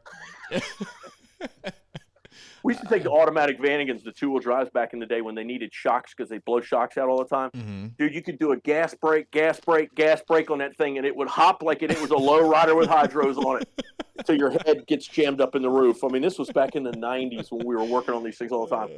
And you could get one off the ground. The thing's going skeet, skeet, skeet, going down the parking lot. Oh my God, That's I miss sick. those days. We never got the U.S. never got like the synchro T4s, right? No, Damn, that would be sick no. to have a synchro T4. We either had the 5 speeds or an automatic. The automatics were junk. And we didn't get all like the different configurations. Like in Europe, they've got like the panel vans, they've got like the Caravellis, and they've got like they had all these different. Yeah, TriStars. they had all these different Yeah, configuration stuff that we pretty much didn't get. We got like the campers and the tin that's it. tops. Yeah. Yeah. We were at Volksfest a couple. This was maybe a month ago. It was like the first show of the year that we sponsored, and somebody was up there with a T4 Doka. Had a flatbed on the back of it, Sick. and it was an Yes. imported T4. It was badass. Yeah, dude. I want a Doka so bad. They're so sick. Oh, dude, I'm so happy that you're a T4 guy. Yeah, I love mine. I cannot wait. It's just I need to basically what I need to do is close the shop for a week and lock the door and just And tell just people work like, on projects. yeah, That'd be sick. Well, just send me some pictures when you get those wheels, because I want to see what those 19-inch snowflakes look like on that thing, yeah, dude. they'll be here. Like I said, they'll be here Tuesday. I'm just trying to figure out what I want to do with them because I have green calipers, seeking Hmm. the green calipers and stuff for me, and I think I want to do a green lip with a Okay. black center and a black barrel, and then just I might even get squirrely enough to powder coat the bolts because I Yeah. got showing screws. I didn't want Mm, the screws from the back. I wanted to be able to see them, yeah. but I don't know. I just don't know if the green lip is going to be too much. Yeah, it's hard when you mess with colors like that, right? It's Yeah, because then it's like if you do it, then you got to strip all the powder coat back yeah, off of it, or do it all just keep over. laying powder on top of it. Yeah. Um, I do like the fan of like mine with it's all black and the black wheels, and I got black lights on it, and Mm-hmm. the markers are smoked. Yeah, Hmm. the taillights are smoked out, and I even have black housing headlights that I got Yep. from like Turkey or something like that. Yeah, But all my lights I I just don't know ordered. what I don't know what I'm gonna do. All the lights I ordered is coming from Yeah, like you can't get anything good, man. You got to get on no. like eBay.de Yeah. and get on the English one. Yeah, dude. I had Um, to order all my lights from I think Bus Depot, but they said that I don't even know where they're located. I think they're in Europe. But like I got a shipping notification or order notification. It said like some of the stuff's coming from like Latvia, some of the stuff's yeah, coming from like Lithuania. And if you ever it'll want to show jump up down a whenever it rabbit shows up. hole, get on eBay at night and just put in like Eurovan T4, Volkswagen T4, Eurovan, like T4 Eurovan, and then everything will pop up from the European listings because everything that I bought, my taillights, Mhm. I found out about magna tuning from them. Everything Nice. that's been good on that thing I've got from eBay. There's one thing I was looking at too that they had like a cool hatch wing, Yes, for the hatch. I was like, yeah. sick. That's like mine. I've got one that's in the back that fits the new ones. That Mm, another customer of mine wants one because he's got a green van like my old one, yeah, and then the one I have on the back of mine now is like probably 10 inches long that hangs off sick, the back. It doesn't dude. stick up or Yeah, anything yeah, like that. yeah. It's not the pro modified wing or anything, but it definitely adds to the car. Yeah, dude, and that's the sickness of it. And then that's another thing too. The guy who I bought it off of was like, "Man, I can get you like barn doors." He got me a Euro bumper, so Yep. I got a Euro bumper, which I'm stoked about. And he even gave me like a core support. Hmm. Because they're different. But the U.S. has like that giant piece of metal with the U.S. bumper Yeah. that makes it stick out. So I can either drill out the one I have now, or I can like swap the whole core support out to run the Euro bumper. So I was like Right. super stoked on that stuff. But man, I'm so in love with T4s. And everyone's Yeah. like, "What are you doing, dude?" I sold a, Europe. I sold, Europe's got the best. I sold a VR swapped Mark II to literally buy that van. And everyone's like, "Dude, Really? yeah." They're like, "You're crazy." I was like, "Dude, I love the van more than I love the Mark II. I had it for a while. I drove it, but I like something about this van, dude." Yeah. You either, like I said, you either love them or hate them, and then once you have one, they're kind of big to drive all the time for like everyday use. Like I drive Hmm. mine all the time just because I get so much business from that thing. Like Yeah. before when I first opened up, I had my shop phone was my cell phone, Hmm. and then people are like driving along. They're like, "I'm behind you in traffic. Your van is so dope." Um, and it's just funny because there's a guy that runs a fabrication shop that's down the street from us, and this is how I met him. And Mhm. I get a text on my phone and says, "Dude, dope van." Yeah. I'm like, "Thanks. Who is this?" And he goes, "I'm the bearded son of a bitch behind you." And I look out the window and he's hanging out the thing, like, long ass beard. This guy's name is Kenny. Shout out Kenny. Shout out, And Kenny. yeah, he runs Wits End Fabrication over here in Hanover, and a real good guy. But man, he Sick. makes some like amazing stuff, like suspension components and everything. he's a true fabricator, and that's what he's doing. That's what his shop is. But That's it's awesome. just cool because he's like, man, your van is cool. Well, dude, what's dope for you too with your company? It's like a calling card, or like a business card on the road. You know, as Yeah. you're driving it, people are like, "Oh, that van's sick. What is this?" And you know, so that's sick, dude. Especially since we got the wrap on the side now, everybody, Mhm. because it used to just have like window graphics and there was nothing on the paint. Mm-hmm. And my buddy Elliot, he's the one that does all my graphics and stuff like that. He works for the military, and he did Nice. this rendering one time, just sitting here chilling in the showroom one Saturday, waiting for us to finish up so we could go on a cruise. Mm-hmm. And he's like, "What do you think of this?" And I'm like, "Oh, yeah, we need to do that." So, Sick. 3 days later, we had it on the car. That's dope, dude. I love that thing. Let's move on to your Polo. All right. Let's talk about this thing. So, you had posted on, I think it was your Instagram or it was Facebook. You're like, "Hey, I'm gonna go on the Fuck Yeah Volkswagens podcast," which is awesome. You had some stuff come up. You were prepping for, was it Dubs on the Lake? Dubs in the Lake, yeah, Dubs a in the couple Lake. weeks ago. So you were Yeah. prepping for a show. You were super busy. We had to reschedule it. But when you had posted that, Nick from Open Air contacted me and was like, "Hey, we saw Scott post this. We want to come on your Instagram. We actually imported that Polo for him." That's where I got it from. Is Nick? Shout out Nick. Shout out Nick. Cool guy. He actually told me that was the second legally imported Harley Correct. Polo in the United States. Correct. Sick, dude. So how did that come about? And what, what made you go after a Harlequin Polo? I wanted to get a golf polo for the longest. I mean, a golf polo. I'm an idiot. Sorry. I wanted to get a golf Harlequin for the longest time because I remember I worked for in the mid '90s a Volkswagen dealership. Unfortunately, it's out of business now, but it was, I think, either the oldest or the second oldest Volkswagen dealership in the United States, and it was right outside the nation's capital, like right on the D.C. Maryland line. It was called Auto City Volkswagen. Okay. And we got two of them in. And back then, I was early on in my career, so I was one of the PDI guys. Mm-hmm. And I'm sitting there going and looking at this thing going, what in the hell is it? We had a pistachio base and a red base. And I remember it like it was yesterday because I'm like, who the hell screwed up putting this together? Nobody knew what it was. And, they were a $15,000 car. No bells and whistles. It had a radio and it had air conditioning, but that was about it. Yeah. And most people were like, man, they're freaking ugly. And I'm like, that's a cool car. I just thought it was an interesting piece. Yeah.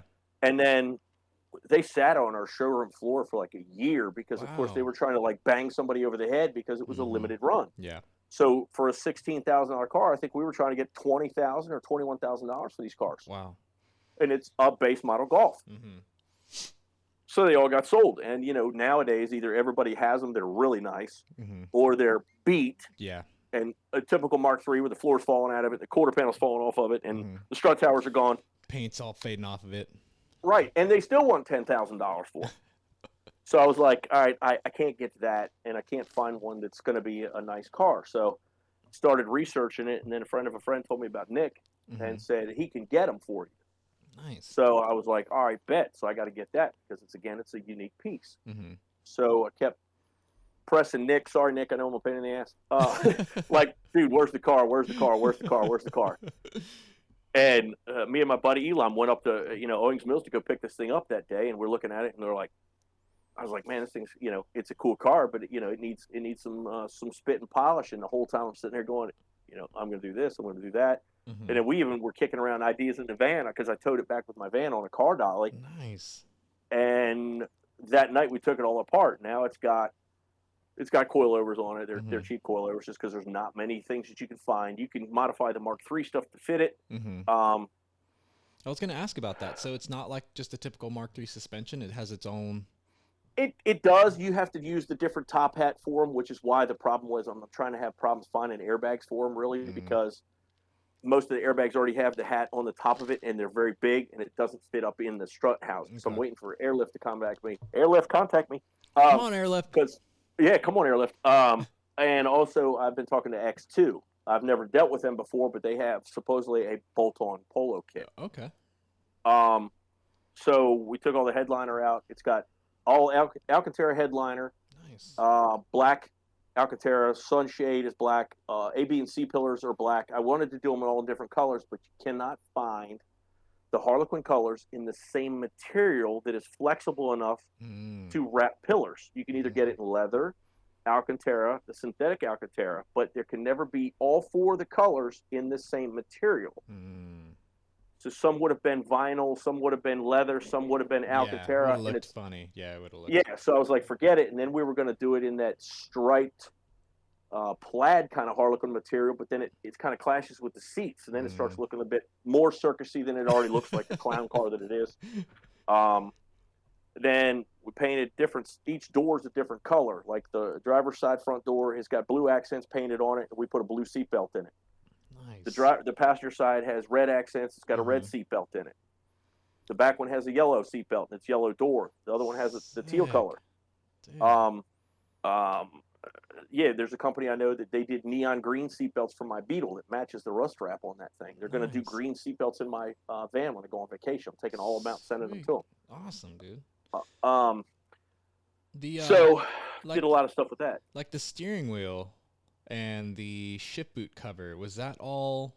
Did that come in the Polo the way it is? Or no, Polo Harlequins came with this hideous blue like 4-spoke steering wheel. It's a little airbag steering wheel, but they didn't hold up to the sun very well. I still have it, and it came with a Harlequin shift knob and everything. But I bought a Momo knob.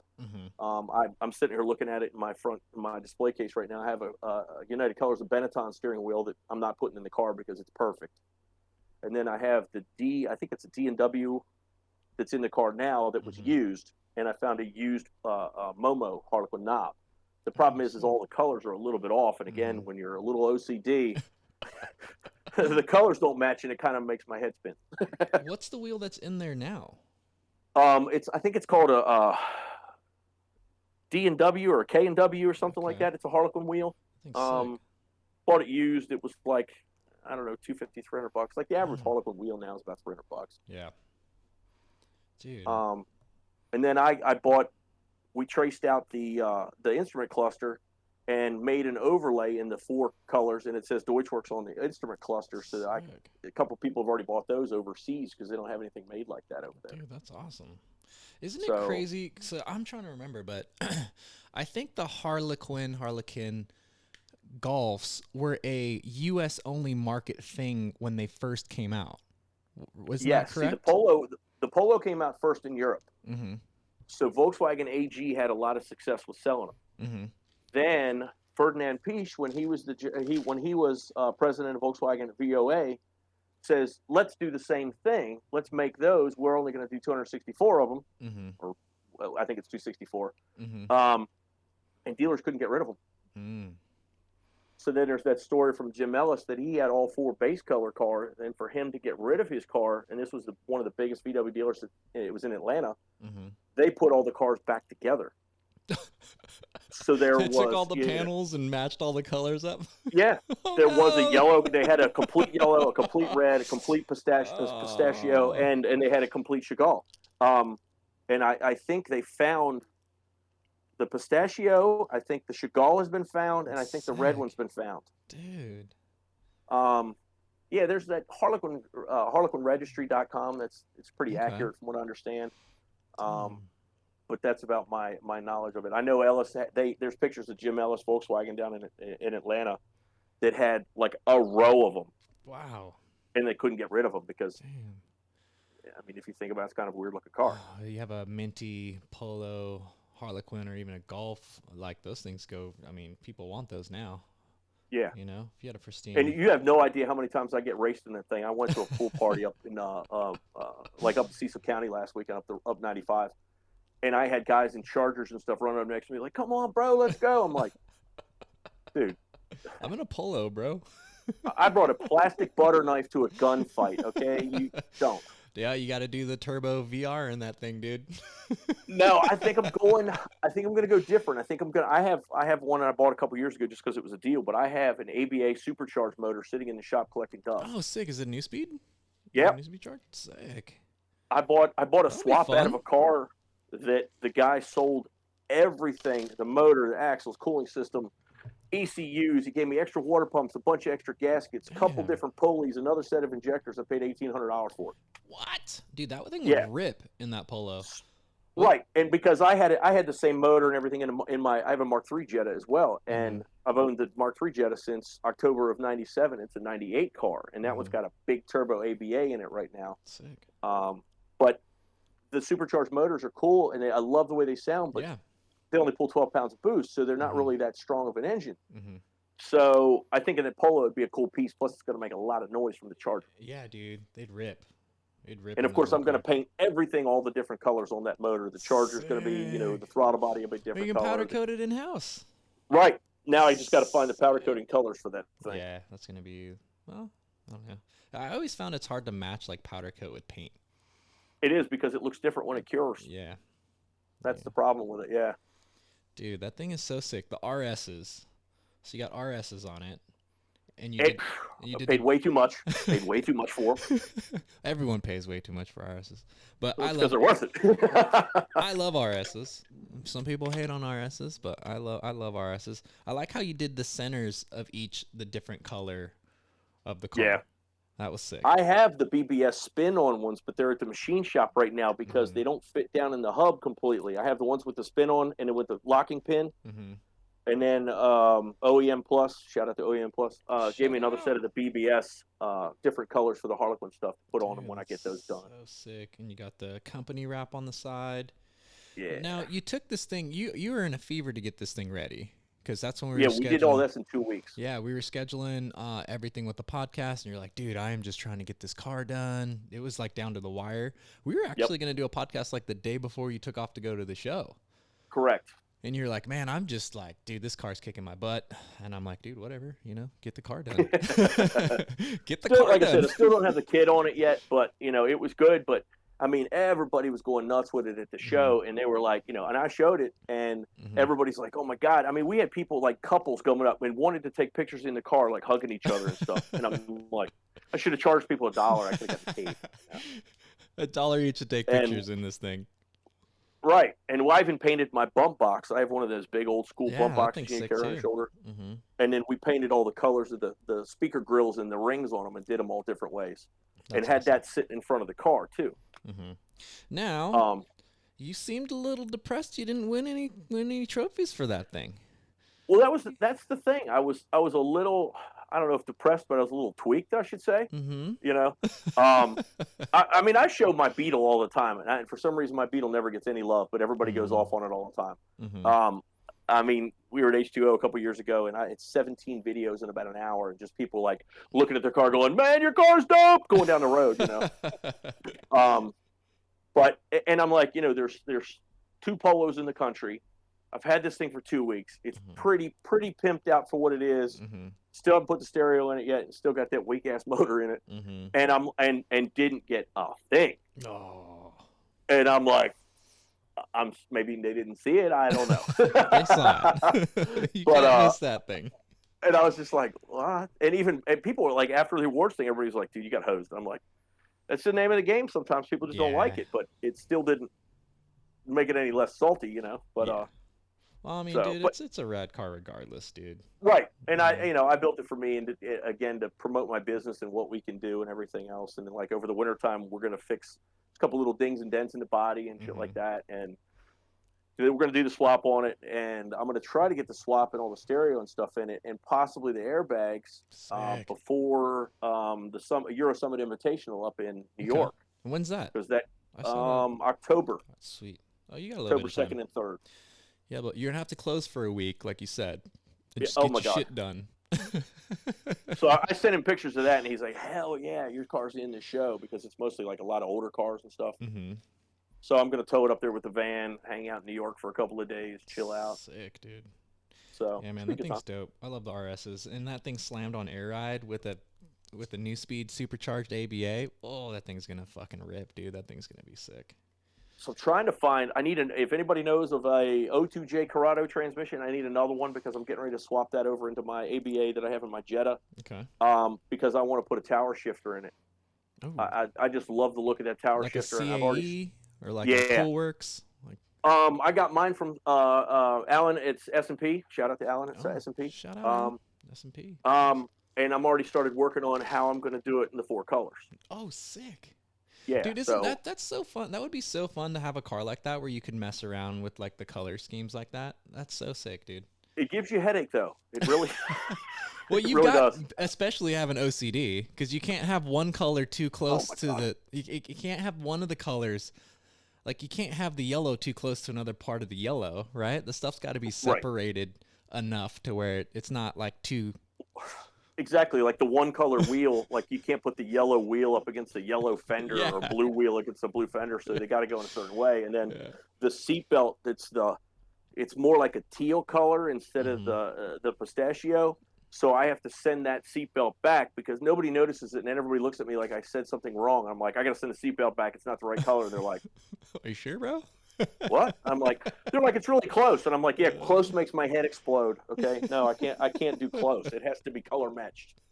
So they're gonna color match it and do it again for me because it's not close enough for me to leave it like that. Dude, that thing's so dope. I'm super stoked for that thing, man. So I want to talk about like the importation process.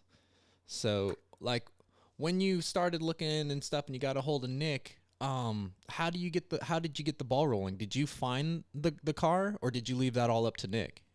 No, it was actually another friend of mine knew I was kind of looking for a golf Mm-hmm. and couldn't find it, and then he says, "Hey, by the way, this guy Nick," and I never knew Nick from anybody. Mm-hmm. Says this guy's importing polos.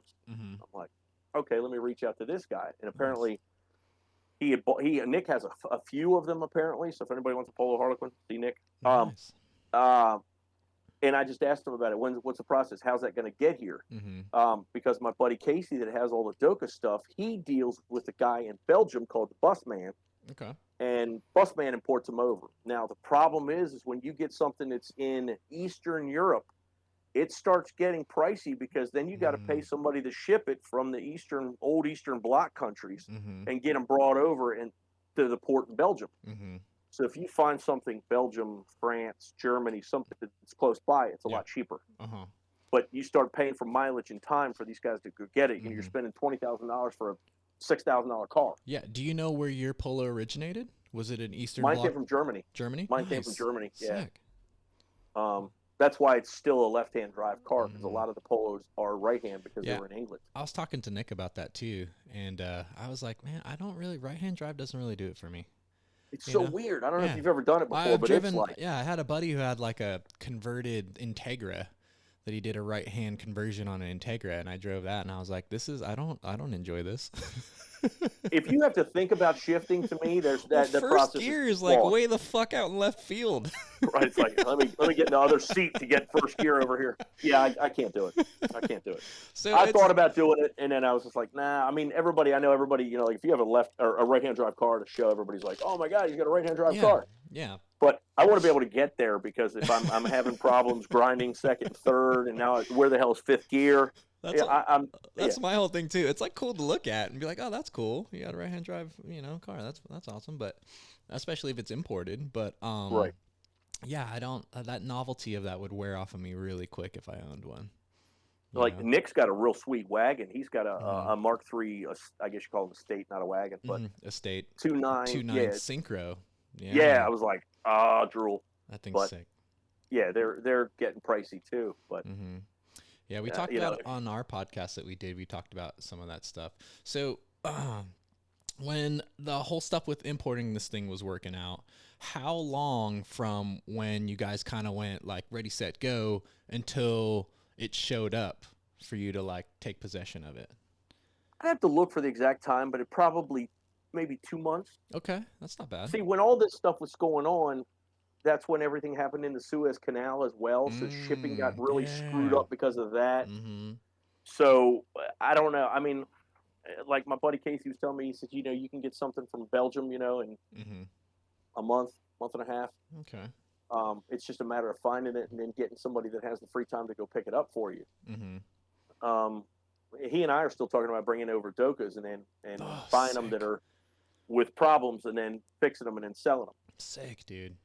Because we might end up doing that like maybe end of this year, beginning part of next year. Just Dude, as Dokas are so rad, man. something Dokas are else to find, so rad. And Yeah. like the Netherlands, they're left-hand drive, so you can correct. you can. My get 'em- Doka came from Finland. And mine's got a negative 30-degree windshield in it. I swear to God, it might be bulletproof. I don't know. It's like that thick. And it had some word on the Euro plate that translated in the Finnish language to polar bear. Nice. Because the guy didn't even he lived on a dirt road in Finland where it's got snow on the ground like 11 months of the year, you know what I mean? Yeah. And it was just driving the hell out of it. Mine's got 2 knobs. It's got the air locking differentials and all that. So, dude, I love those things so much, man. I'm going to thrash it. So 2 months to get that's not bad, dude. And then like, how does like the registration process and everything work? Does that like you get it delivered, then you just take it to the local DMV or whatever, and just like it's just like a normal car? Is there any like import papers you have to show? How does that all work out with getting it registered? You have to show like the bill of sale from the original owner. Okay. This one took almost a month to get tags for. Did COVID have to play in that, or was that the actual process? A little bit, because the MVA in the state of Maryland, Motor Vehicle Administration still isn't running 100%. I don't think. Yeah. Like I waited last year. I waited probably 7 months for custom tags for my Scirocco. And they said that the reason why it was a delay because it was a gray market car. And I was asking Nick about it, and he apparently knows some other place that's in Maryland that you go to one of these 15-minute tag and titles and you're out. Yeah. Well, I waited 4 weeks for mine. Dang. So yeah, I don't know why the process was that. When I bought my Doka from Casey, I walked into the same place and they registered Casey's both of his Dokas. I was out in 5 minutes with historic tags. So I don't know if it's just because, like, I literally had to wait like 4 days for the customs and EPA papers and stuff to come through. So I think I jumped the gun going there a little bit early because I really wanted to get the tags on the car and start driving it. But I think that was like the biggest thing, is just because all the paperwork wasn't there yet. Okay. And so it wasn't, would you say like importing the car was like, I mean, besides the time that it took for the extra time it took for, waiting for the car to show up, and the extra time it took for the title and registration, would you say it was like much of a hassle to import a car? It wasn't really a big deal. Okay. And like I said, I know Casey's brought over a half a dozen of these Dokas for people in the past, and he's never had any issue with it either. That's awesome. The biggest thing is whoever's handling it on the other side of the pond. If they do the paperwork correctly, it's a lot easier over here. But this is only the second vehicle I've ever bought that's been imported. Gotcha. And it's nothing against Nick. It's just that was just the MVA. It just took weeks to get the tags. Dude, that's awesome, man. It's really cool to start. And Nick and I, when we were talking on our podcast, I was like, we're living the whole retro revival, like, you know, with the Radwood, and like, I think it's like a generational thing, is like, all of us when we were kids, these were the cars that were cool. And now my generation, we're all grown up and this is the stuff that we want. We all have money now. Most of us do anyway. And we want to buy all these cool cars that, we saw driving around, and yeah, retro cars are just fucking cool, So it's like, it's rad to see, and the Mark III market over in Europe, because the 25 year we're at 1996. So the special edition Golfs and like just the Mark III stuff that were coming out over in Europe that we didn't get here is just fucking insane. At this point in time where we've reached with that 25-year cutoff. So we're going to see a bunch of cool shit coming over, I think. I think now with a lot of people doing a lot more shipping and stuff like that, I know a friend of mine just got that whole Pink Floyd edition Mark III interior. Yes. Got the covers and all the switch plates and the headrest covers and everything else. And I remember years ago, I bought a Polo set of Harlequin seat covers that are immaculate that I might put on my car, but I bought them for like $150 shipped here because they were common and plentiful, and there's no cigarette burns in them. They're not dirty, they're not faded or anything like that. Yeah. And it's like the best thing you can find if you're trying to find a Harlequin seat cover for a Golf. You're not going to find it, but a Polo one, you can find plenty of them in Europe. Yeah. So you just got to kind of know where to look for it. Yeah, that's crazy, dude. That's awesome, man. I love that thing. I can't wait to see you freaking bag that thing and stab that supercharged ABA in it. It should be a good time. That's gonna be gangster, dude. I'm gonna use my. I'm gonna tow the Polo with the Doka. Dude, that's gonna be that's sick. gonna be my tow vehicle for the Polo. That's so awesome, man. You should convert that thing into a car carrier. Pull the... That's what everybody said. Why don't you just get one of them tow truck beds to put on? I'm like, no, man, I don't have time for that shit. Now, as soon as I get off here with you in a little while, I'll be like, do that, and then Harlequin out the Doka. I thought about doing that, and I was just like, because my Van's black green and my Beetle's green, you could try to wrap it.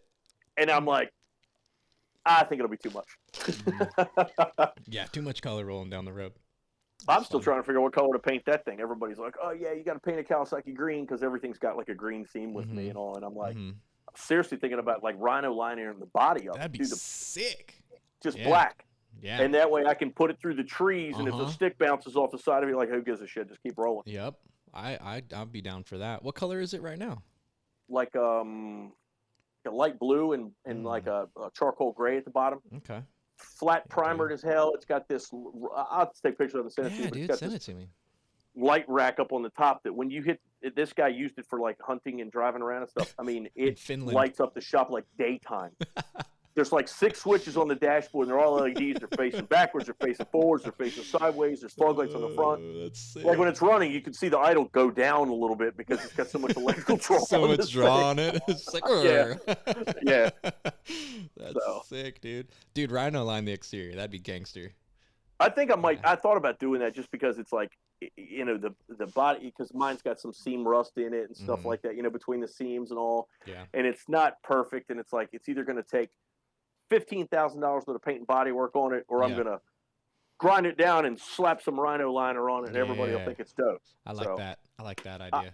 I think I might, just because I don't want it perfect. It's an off-road vehicle, I really want to put it back in the bushes and the mud and shit. Yeah, dude. Tow shit with it. Right. So. Awesome, dude. Yeah, definitely send me pictures of that. I want to see that thing, dude. I love Dokas. I fucking love those things so much. They're awesome. You got any other... you're just starting to sponsor a bunch of stuff too now. You're title sponsor for the VW Nationals, right? Yeah. Well, KP Tuning is also, shout out to KP. KP Tuning is they're the KP Tuning VW Nationals presented by Deutschwurx. Sick. I got in about a day late on that whole thing, and I was like, damn, oh well, but that's cool. We went up last year, and me and my buddy Elam, and I showed my Beetle, and he showed his Mark 7, and we both got, I think they gave away like top 20 or something like that. And there was there was a couple single cabs up there, and some really, really nice cars. Yeah, that's awesome, man. Not to mention drag racing all day long. So while you're at a car show, you can watch drag racing go, which is even better. Dude, let's go hand to hand. Yeah. That's awesome, man. Dude, I really love your story, dude. I like how you just grinded it out, and you're doing what you love. Appreciate that. That's so awesome, man. I absolutely look up to people like you. It's fucking awesome, dude. You just put the work in, you grinded, now you're doing what you love for a living, man. It's sometimes it gets a little, like if I close on a Saturday, I closed last Saturday, and it's like everybody was beating me up like on Instagram and Facebook, like, why aren't you at the shop? Why aren't you here? Like, I don't know. So my head didn't explode. I wanted to go to a pool party today, and hang out. I just want to go home and drink some beer, dude. I want to drink some beer and eat a hamburger and just sit on the side of it, and play with my belly button, Dude. So. Man. Yeah, but it's I love it. I mean, that's why we sponsored shows in the past, but like this year, I just sponsored a lot of them and just jumped in with both feet. Awesome, dude. I got to get a hold of FYEAH up in New York because we sponsored it last year, and I think we're going to do that one as well. Nice. We still have Dubs at the Gap, VW Nationals. I think we're going to do FYEAH as well, and then of course Euro Summit Invitational. Nice. I think I saw you just post something about that on your Instagram. Yeah, so sweet, dude. And then we're also having our own car show next year at the Anne Arundel County Fairgrounds, which is in Maryland. It's over towards like the Bay Bridge area. Oh, wow. We finally got a deal together with Anne Arundel government, and we're gonna have a car show out there next April. Dude, that should be a pretty big venue, right?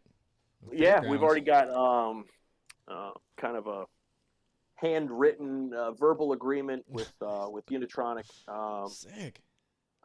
Liquid Molly also, and we're also reaching out. We're just waiting for responses back from other people so far. Dude, I fucking love this, man. Like, I've said this a bunch of times before, but I don't care. Like, this whole last year, everyone went through some, crazy gnarly shit with the COVID stuff and the lockdowns and stuff, and the car shows went away, and now everything's starting to subside, but it's like full force, dude. You know what I mean? Yep. With the car show stuff, people are just wanting to come out. They maybe had some time off to finish their projects that have been sitting in their garages for years or whatever. And this is like this new, it's hard to explain. There's like this new, like awesome vibe that everybody just wants to get out and fucking hang out. And I said this to Nick too, like the car show thing for me felt like it was getting kind of toxic. You know what I mean? Like there was a lot of shit talking. There was a lot of like fucking mine's better, blah, blah, blah.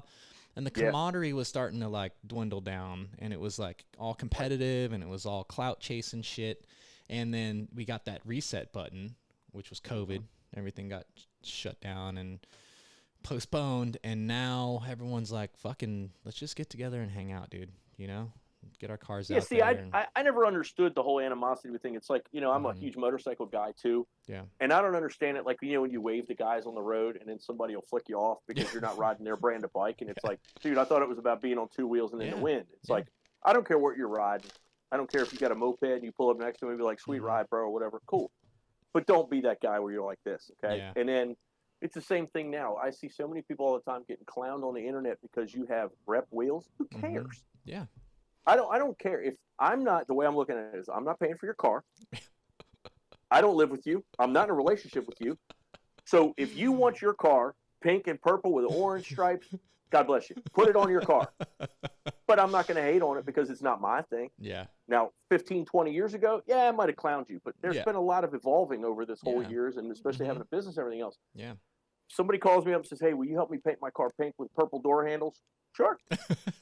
That's what you want. That's what you get. Yeah. But I don't understand that whole animosity where somebody wants to look down on you because I roll up to a car meet with my Polo and I park next to an RS3 and then somebody's like, why doesn't your shop have an RS3? I get that all the time. That is the biggest, most asked questions.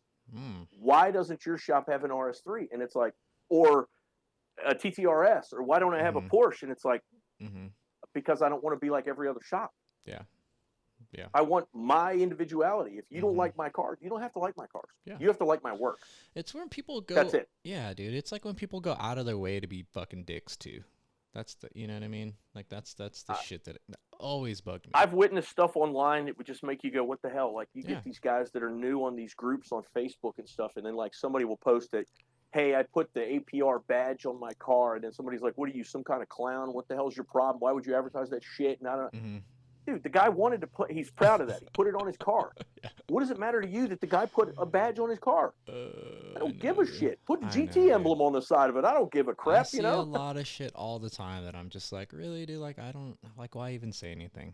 You know what I mean? Right. Like, and it's like, if you don't like my car, you know, if I ask your opinion and you say my car's a piece of shit, I ask your opinion. But otherwise, I don't want to hear it, you know?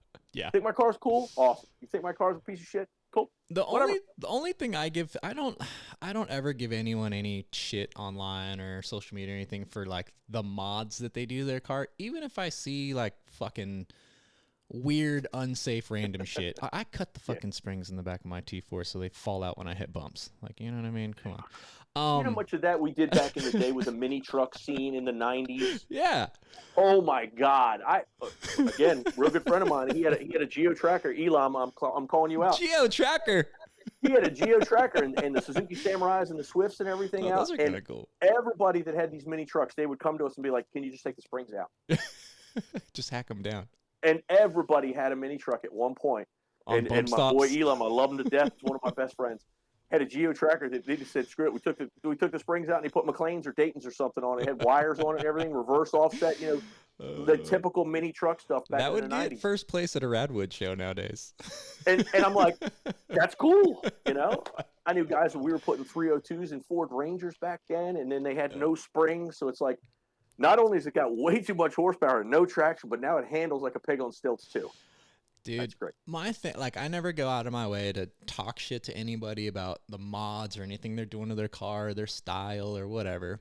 What bugs me is when people like try to sell things for fucking 5 times more than what they should be worth, and everyone's trying to drive this artificial "my shit's rare" bullshit. That's the stuff that really bugs me, and I'll comment on it and be like, "Yo, this thing ain't worth $10K." I'll be truthfully honest. and be People will like, say the same thing, but they'll have a used set of wheels that's got curb rash on it, and they still want $2,000 for it. Yeah. Like, dude, they weren't worth $2,000 when they were new. Don't get me wrong, dude. If you have some actual rare shit and like quality, great mint condition stuff, and that's another thing that bugs me is like people throw that word mint around way too liberally. Right. Hey, this is mint. Bro, do you know what mint means? So that's like, the perfect. Stuff, yeah, exactly. That's the stuff that bugs me when I see stuff like people are just trying to price gouge for like stupid things, and I'll comment and be like, yo, dude, this isn't worth what you're trying to sell it for. But it'll be like a low-key comment. I'm not trying to fucking start any shit. I just look at it now, and in my head, I just go, you know what? It's only worth what somebody's going to give you for it. Mm-hmm. That's the thing. I mean, I think I've tried to sell shit that was too much money and other stuff that's not. And I've had people, like, I've sold cars that didn't even want to sell. Somebody said, would you take this amount for it? Yes, I will. Mm-hmm. Give me the money before you sober up. Take my car, you know? Yeah, I had Johnny Cook on from Volkswagen, when I am on here, I think he summed it up pretty well, man. It's like, you know, passion over profit, take care of our own. I hate it within our own scene trying to see people take advantage of, you know, what they have.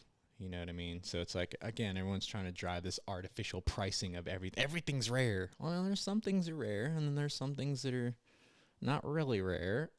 But that's the only stuff that bugs me. Not really what people do to their cars anymore. Because a lot of the stuff that I thought was dumb when I was 20, I actually think is pretty rad when I'm 40 now, you know? Right. Right, and that's the thing. It's like I wish I had some of the cars that I had back in the day, and I know some of the other guys I hang out with, same thing. That I had a mint, and I'm going to say mint, Mark II 16 valve red GTI.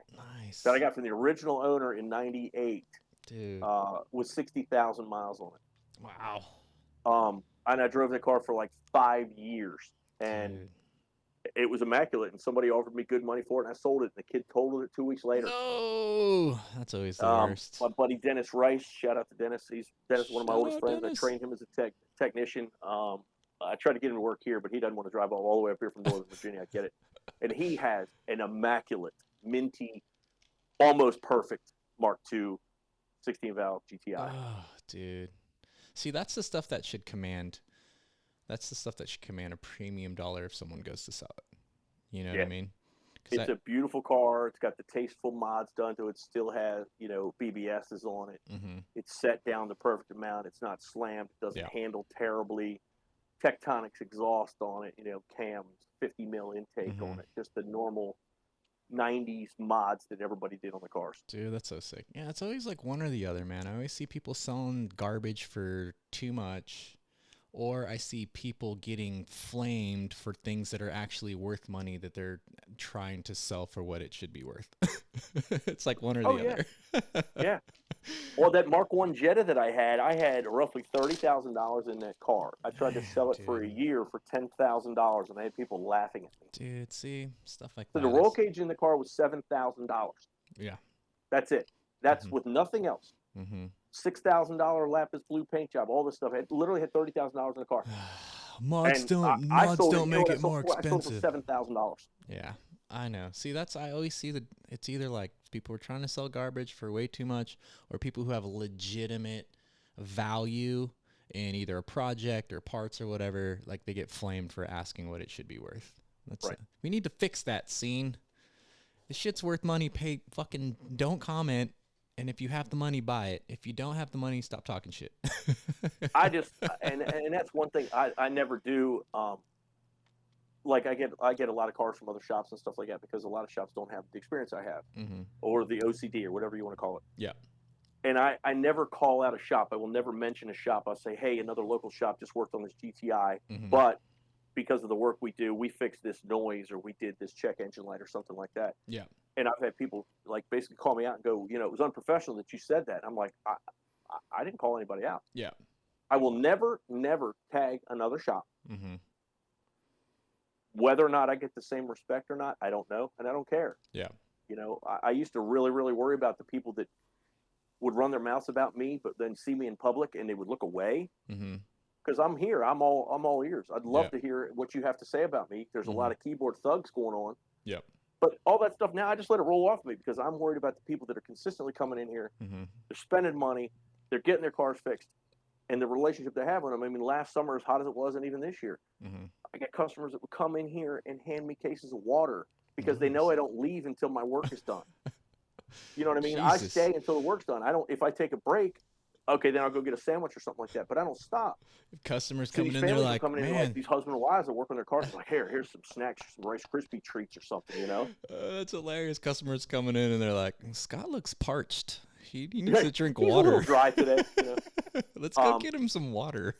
And it's cases of water or some other stuff, and it's like it's definitely the people that I have coming in here are definitely drinking my Kool-Aid or whatever it is that you want to say it, and that's what I'm worried about. Yeah, I'm worried about the people that are coming in here. Yeah, I want my business to grow. My business is growing every month. Every month we've exceeded what the business we did before. That's We're awesome, opening always more accounts. That's great. More dealer accounts and things like that. So yeah, it's definitely growing, and I'm going to open up another shop in the next 2 years. If I don't get this one next door here and triple the size of this one, there's going to be another one somewhere else. Dude, that's awesome, man. I'm really, really driven about getting everything done, and this is what I want to do. That's great, dude. And I'm happy for you, man. I totally respect that work ethic, Appreciate just fucking balls to the wall, grind, and now look where you're at, man. That's very awesome. And in a short time, that's the biggest thing that everybody can't do. They're like, you've been only doing this for like 2 years. That surprised me too. I thought you were a fucking at least 5 to 10 year shop. No, man, it's crazy. It's impressive. Thanks, I very appreciate impressive. that. Really do. Dude, thank you so much for talking with me, man. This has been a great pleasure. Was all mine, man. I thank you for having me on here, and this has been a blast because anybody that knows me will tell you I don't shut the hell up. That's my problem. Perfect. I should have been a senator or something, Dude, is there anyone you want to shout out or give props to on the podcast? Oh my God! I mean, just obviously Megan for working with me. Shout out Megan. Elam, all my good friends, Cordell, Casey, my man S Charge 4. Him and his wife are always bringing me stuff, and he's one of my Audi customers. Probably got one of the fastest S4s that I have. Nice. Shane, Cordell, Elliot for doing all my graphics and stuff like that. Obviously, all my dealer accounts. I don't know if you want me to go through all those, but I can if you want. If not, it's no big deal. Spit them out, dude. All right, let me start out. You don't have to. Unitronic Integrated Engineering, Malone Tuning, CTS Turbo, BC Coilovers, BC Forged, Bosin Wheels, ECS Tuning, pretty much everything from Bosch. Looking around now, what else is in here? Liquid Moly. Liquid Moly, obviously. GermanTransaxle.com. If you ever need anything for your van, that's the place to hook up for your T4, and they're in Oregon. Sweet. All right. They do a lot of manual transfer stuff and automatic stuff. Awesome. Bill Steen, Foggenworks Wheels. My boy Dennis, his son Chris, they're cool people. They come up here and hang out for all our open houses and stuff like that. Nice. Kramer Brothers Fabrication, Powerflex. Looking at my refrigerator right now. StopTech, SolarWorks. Nitrous Express, Snow Performance, SoCal Imports, Glow Shift, XK Glow, Detail Garage. I've got a Red Bull refrigerator right here it's just peppered in stickers, dude. This is the longest shout out ever, dude. This is awesome.